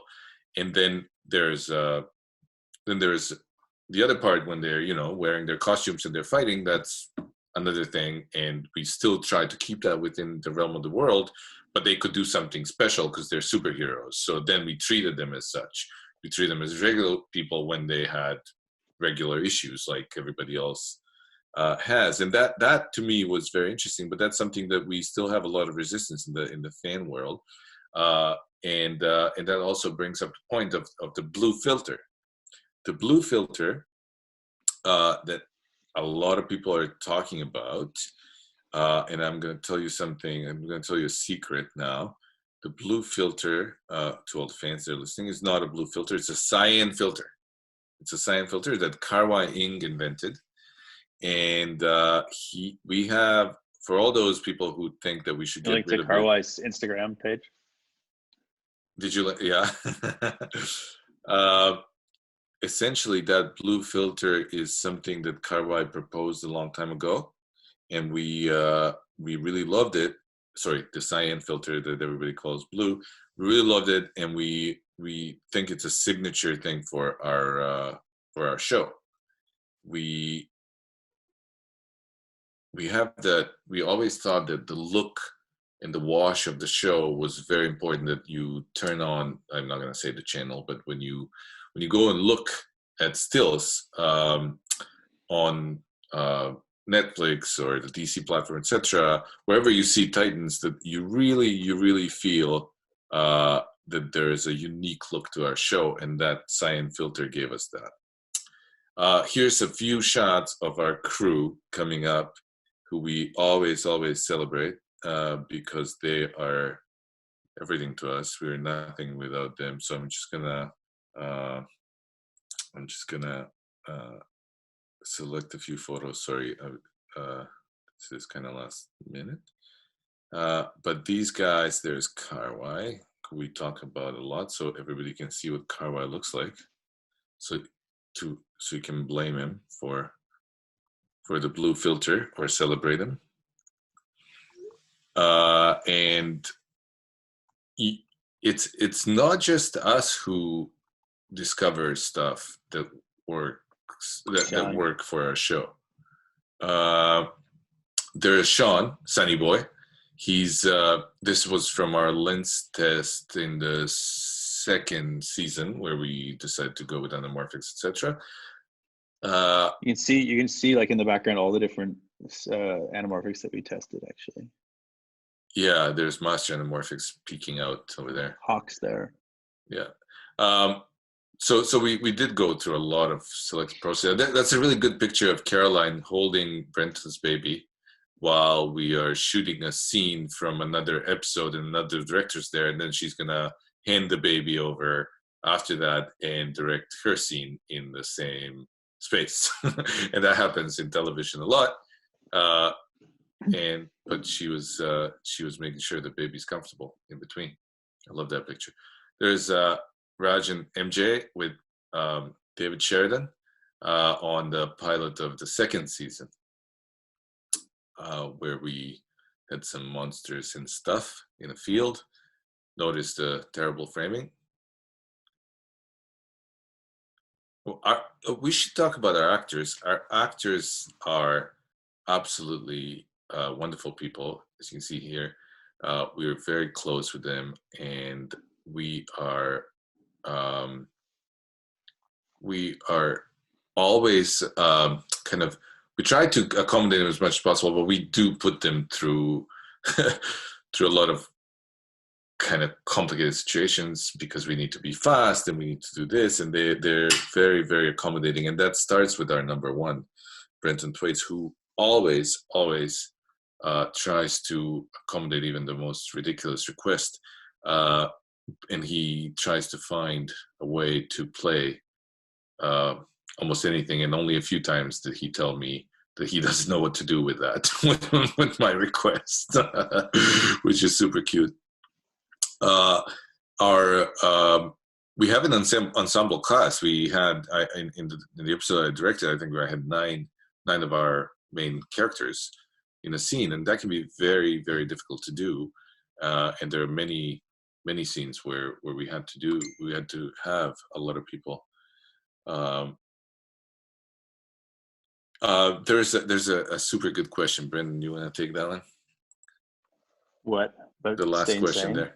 Yeah, are we staying sane during quarantine? Yeah, people are looking for advice on how to stay sane. I have no idea. I've lost my mind completely. I'm going to show you something, guys. This is what's getting me through quarantine. This is Bosnian pate that we ate. It was very precious during the war in Sarajevo, and I bought a bunch of that, and that gives me a little bit of sanity because I know I have a bunch of that. And I grew up with it. It's probably terrible, but I love it. That's one thing. And then we try to make sure that the kids are, as active as possible so they don't drive us insane. And my wife has started, she does these CrossFit things. And then she's getting our two kids and I to do CrossFit in the basement here with her. And I've lost some weight since the start of quarantine. So to quote Tom Yatsko, who I talked to the other day, I'm kind of enjoying the pandemic in that sense, not in any other. I think, I'm sort of interested to see what happens like in the weeks following this. Is everyone going to start to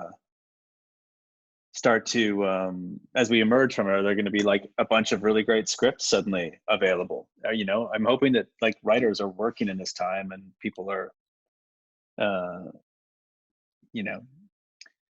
making the most of it, and there's going to be great content that comes out of it. I think it's interesting. I was prepping a show about there's Karwai, guys. There's Karwai. Sorry. Hi, Karwai. There's Karwai and Tracy, our co-operator, Dolly Grip co-operator, one of the best in the business. Go ahead. So you were doing a hospital show.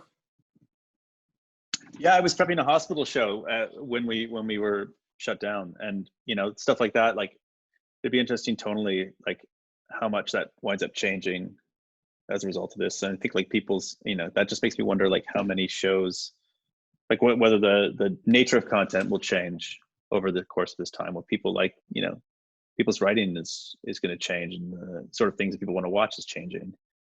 And I think like that's, I don't know, historically you look at like times of major changes in the world have spawned like great artistic movements. I'm hoping something comes out of this. Yeah, no, I agree. And it's uncertain how all that will be, but for Titans fans, we are, I'm hoping that by, July, August, we can go back to work.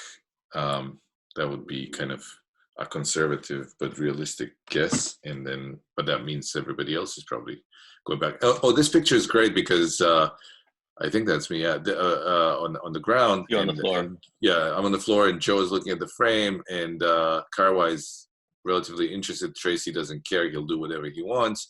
And Brendan's there on our set, observing because he had some time. That's really telling. This is how we do it.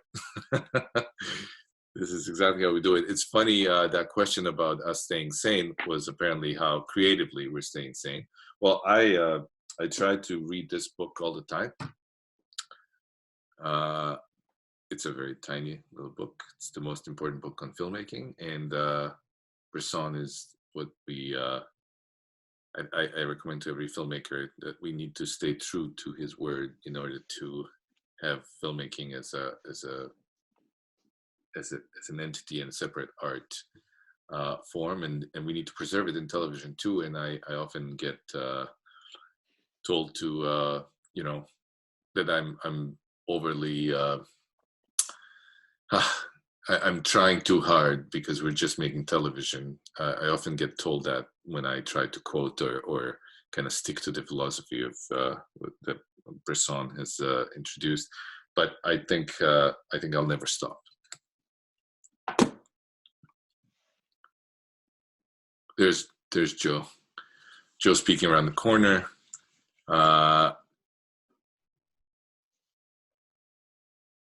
That's cool. So is there any other questions? Are we Jeremy's saying there's Tommy.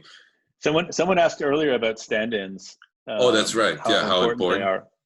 That's Tommy. He's one of our he was one of our regular stand-ins. He's there through the whole through both seasons, right? Tommy's Tommy's was with us both seasons, yeah. And they're super important. They're super important because you have that like this much time while the actors are changing and getting ready after blocking to get to be ready to shoot when they get back, and so that having stand-ins who pay attention and are good matches and are there give you like the opportunity to use that time effectively. Otherwise, the actors are ready and you're still lighting. Yeah. And good stand-ins are very, very important because they really pay attention to what the actors did and they correct us, and they work closely with, they mostly work closely with the operators. Of course, it's important to us, but the operators and the stand-ins really work at that shot while we're, lighting and trying to execute other stuff around. So we're lucky that way. We have Tommy, Heidi, and a bunch of other people who are just brilliant. Julia, who are absolutely perfect and brilliant. I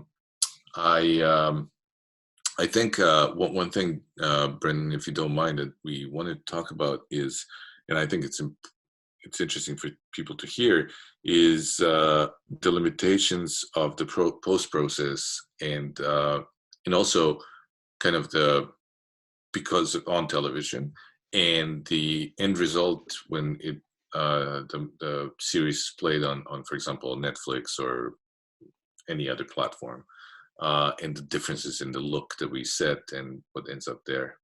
You want to talk about that a little bit? I know we sort of broached the subject earlier. I think I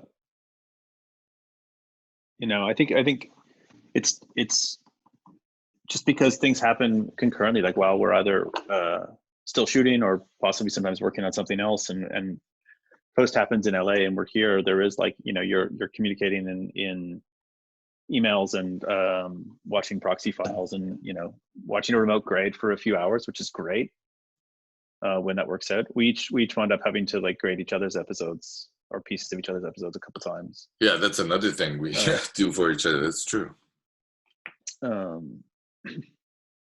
And it's, you know, it's not a perfect process, but I don't yet know how to improve upon that, and just because of the nature of how TV works. I mean, I think, like I said earlier, getting as close as possible in the dailies so you know where you're at is really key. And then trying to as seamlessly polish that up for a final grade. Mm-hmm. But yeah, you know, another struggle is that like the grade gets done at Deluxe in LA, we get sent a proxy or like watch a remote file, a remote grade, which is a good indication because it's on a calibrated monitor. But then you know, then things get compressed and they get sent to Netflix or to like whatever streaming service, depending on what you're working on.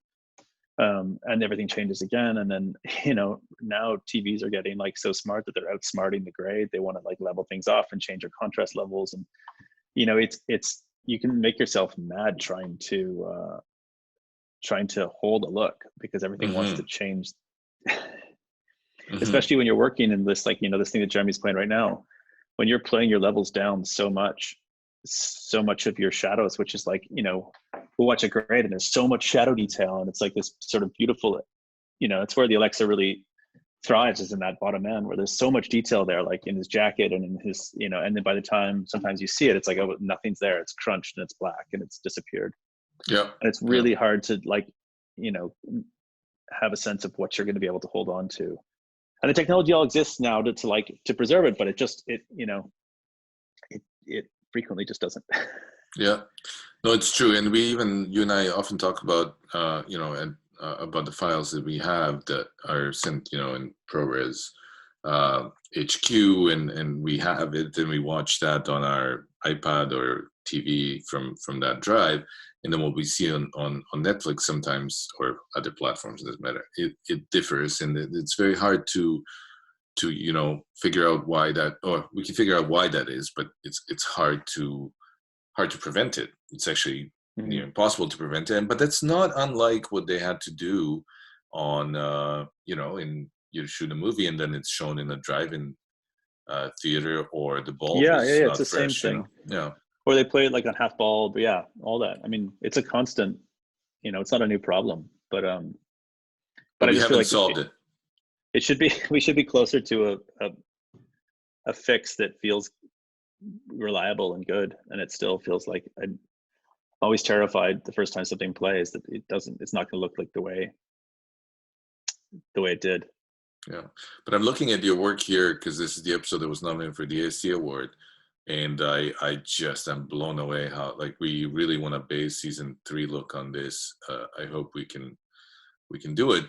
Fraser Brown, this is our challenge, but this looks like a big movie. You know. Thanks, Boris. It's funny that I was watching this last scene. If you go back, actually, Jeremy, to that before when he was like at the desk, you can scroll back. This is a great example of this here, mm-hmm. Of like, despite all the resources and how big some of the things are that we do, sometimes it's like, it's driven by the strangest things. So we had to shoot like a night exterior at this outside of this area. And we shot an entrance to the hotel. Like if you actually go back a little further, there's he walks into the hotel, which was, anyway, he walks into a hotel, which is like a bank, an old bank on like in downtown Toronto. King, yeah. And we did it on like Adelaide, quickly. yeah. Yeah, Adelaide. We shot that one thing quickly, and then we had to, you know, on another day be outside of this area. And so this piece had to fit into that area in the board in our shooting order somehow. And there was nothing in the area that looked like a hotel lobby. And I have to credit Glenn with this because he looked at that and it's a mall. It's a mm-hmm. little like hallway in a mall, and he said this will be perfect. And I said, you're insane. And he's like, no, this is what we do. And I was like, kind of blown away how when you see it in order how well it works. As it really is. Like, we go from the exterior of a bank to a hallway in a mall. So that's an old bank on Adelaide downtown. Mm.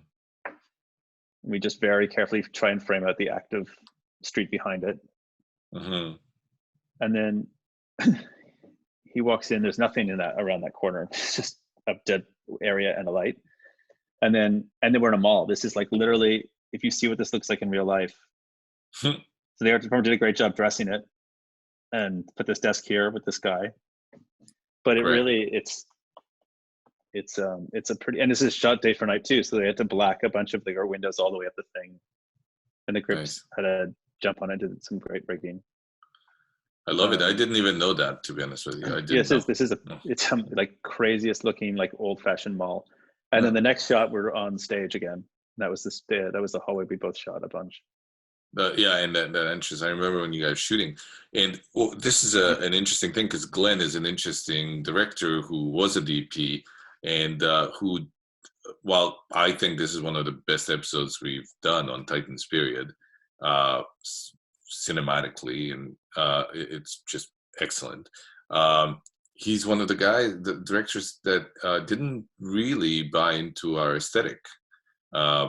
He very kind of politely on that first episode. You shot both of his episodes, but he like didn't care about the straight lines. He didn't care about a lot of things that we don't do. And although, like, as you're saying that, this is like exactly our. This is exactly all of this what ended up in the movie is kind of in our rule book. So this is on stage now. This is on. Yeah. I think this set was used for a couple things. We recycled this hallway. Quite a few, yeah. But all the lines are straight in all of these clips in a kind of perfect way. But it ended up being, something that is, as I said, like one of the best things we've done. And I kind of like that, because you kind of took that like it was frustrating for you, but through that you kind of managed to offer solutions and push certain things within what he wanted to do to still fit our world and satisfy what he wanted to do. And that's quite excellent, and that's probably why it looks that good, because that was didn't settle. Like very much what he wanted to do. He wanted to take me out of my comfort zone and make me do things I didn't want to do. Yeah. There's that pain, like we would have never done. But it works, right? There's sound of that TV, Cool. This is also the same episode where we do like a bunch of really bright, warm stuff where he's like, it's this flashback to a fantasy thing where he's like in a house with Dove.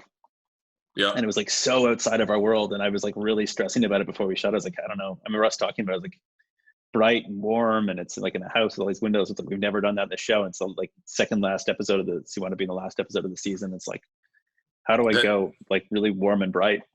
And I had to like, that was tough to figure out the Titans version of that. But it's interesting how figuring out the Titans version of that ended up being super cool, because that was the point. It was supposed to be very different because it wasn't real, etc. And it was the way we never saw these characters before. And I remember you sending me, that was one of your first days, and you sent me a couple of stills as you were shooting. And yeah, I think it was our first day. Yeah, and you said, don't freak out, it actually makes sense. And I was like, well, if it, like it's you, I know it makes sense, but I was like, how is this making sense? It was actually really outside of our box, and it wanted to be outside of our box.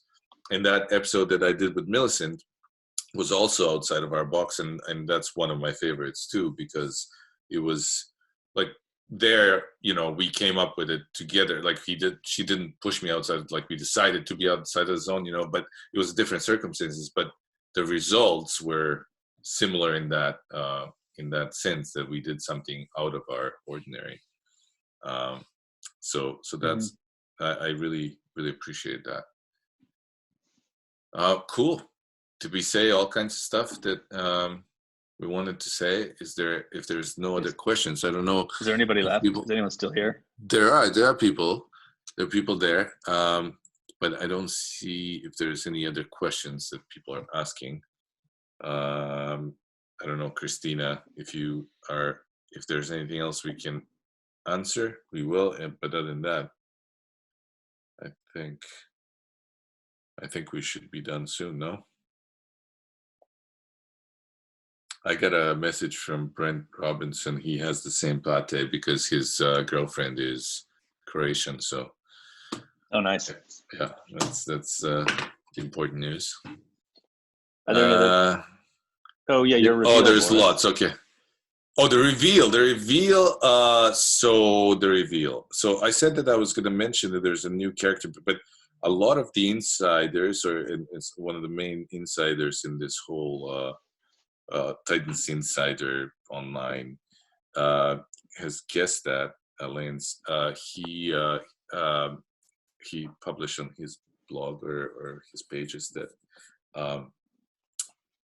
that he predicts it will have a new character, and our first episode will have a new character, and it will be Barbara Gordon. So that's, I promised to say something about that. So there you go.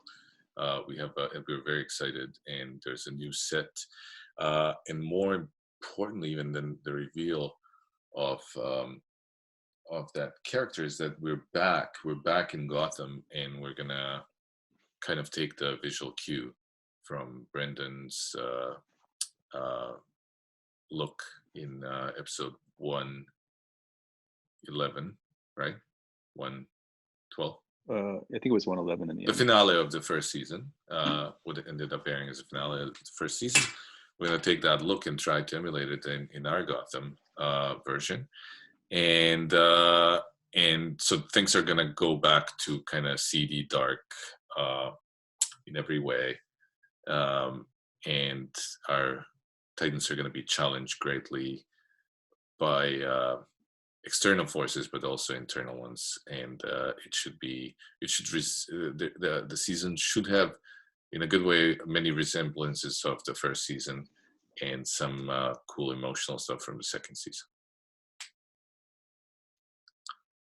Negative Phil. Somebody's asking about Negative Phil.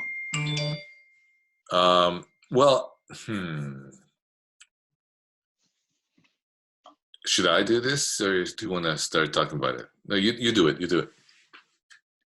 I mean, a lot of our sets are quite dark. A lot of our environments are quite dark. So there's not a lot of the time. There's not even the need for neg fill because we're so down on the shadow side anyway. When we're shooting daylight exterior, we typically try and shape it. It's a lot of neg in bright locations. I mean, I try to approach daylight exterior with as much gripping and as little lighting as possible. I don't know.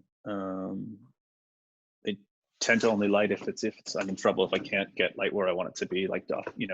I'll use big frames, and I only put lights into them if the sun's not doing what I need it to do. But if it's overcast, I use a lot of neg outside. But inside, generally on this show, there's almost, in the interiors, there's usually not a lot of neg and not a lot of fill. It's pretty much just the only fill that comes in is through the Bosnian flyers that are above our sets, and it's basically black silk, something I learned from Tom Yatsko, but we're using them a little different. I did a thing with Tom Yatsko in Prague, called Nightfall, and he introduced me to the black silk, the invisible light, where you shine a light through a black silk, and then you cannot really tell what you're doing with your naked eye, but then you look at it on the screen, and it's really fun. And it's best used as fill, and we do actually top ambience with that, but it's a very, very low level. It just shows off stuff in the set, and just makes it not go black in the darkest areas. It's very subtle. It's a very strange quality of light, because the level we play at, if you turn on the cameras wide open and have no other lights on, there's nothing registering on the camera. It's just a black frame. But then when you light the set, and then you turn off the fill, then you really see the difference. So it's it's not bright enough to light things on its own, but you see it in reflections of things, and you see the way it mixes colors, because it's usually played cooler than the rest of the set a little bit. It's a really interesting. I saw stuff. Boris was alternating with Tom on another show that I think you just mentioned, and I saw stills from it, and I was like, I don't know what this is. There's something here that I can't identify. And he's like, black silks above. Yeah. And it's a unique quality.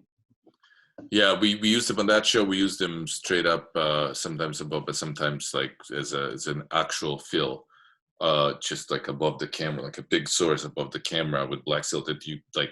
It looks ridiculous until you see the monitor, and that was a lot of fun.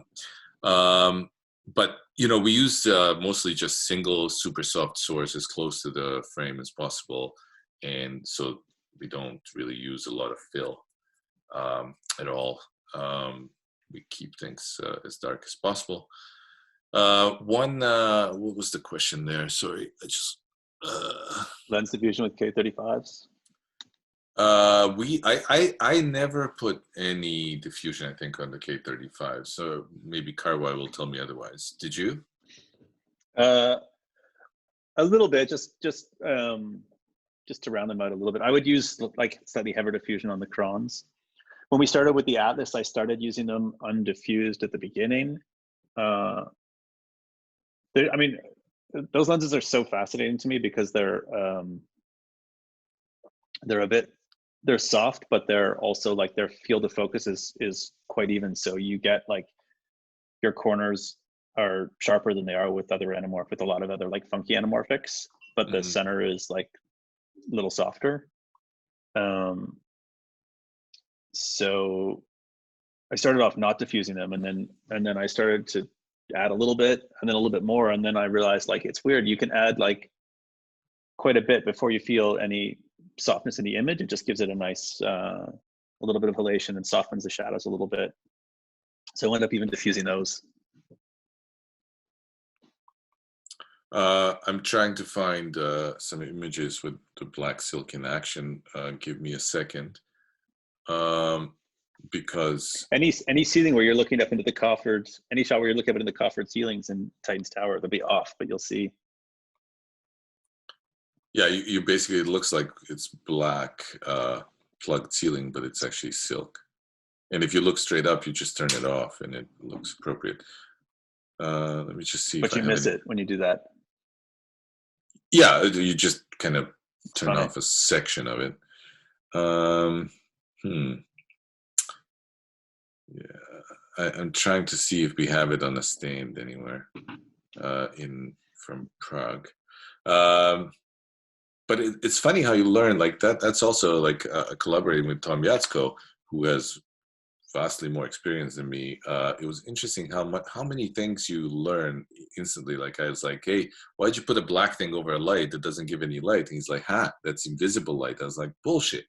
And it wasn't bullshit. And then we ended up using it, not to the same extent and not the same way, but we ended up using it. So I learned something that I would have never learned if I wasn't on that set and Tom Yatsko didn't teach me.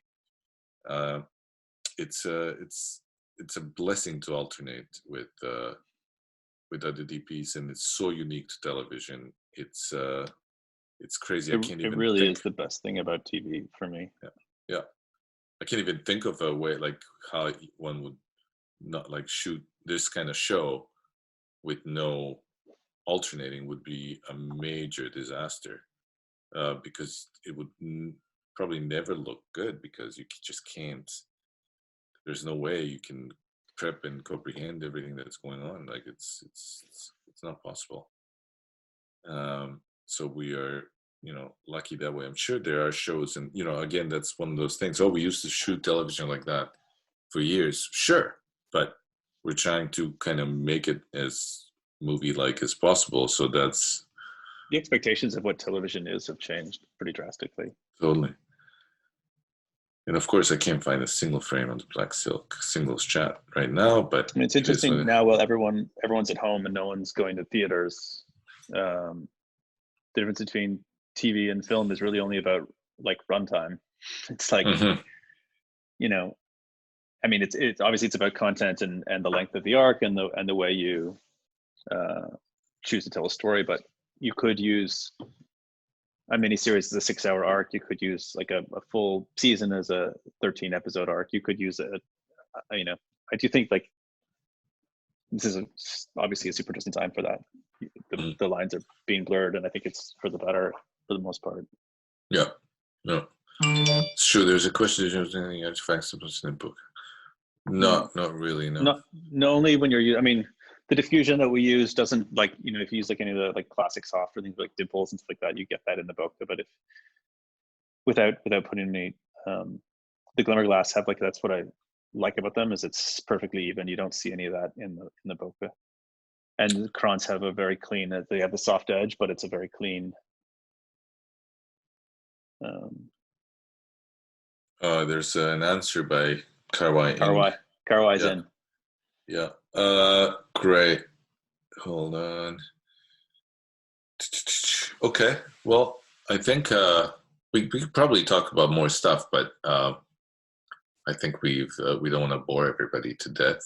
If there's no other questions, probably want to thank everybody for listening and watching. And sorry about some technical difficulties. We'll iron this out, but there's going to be more things like this by other DPs who are going to join together. People coming up.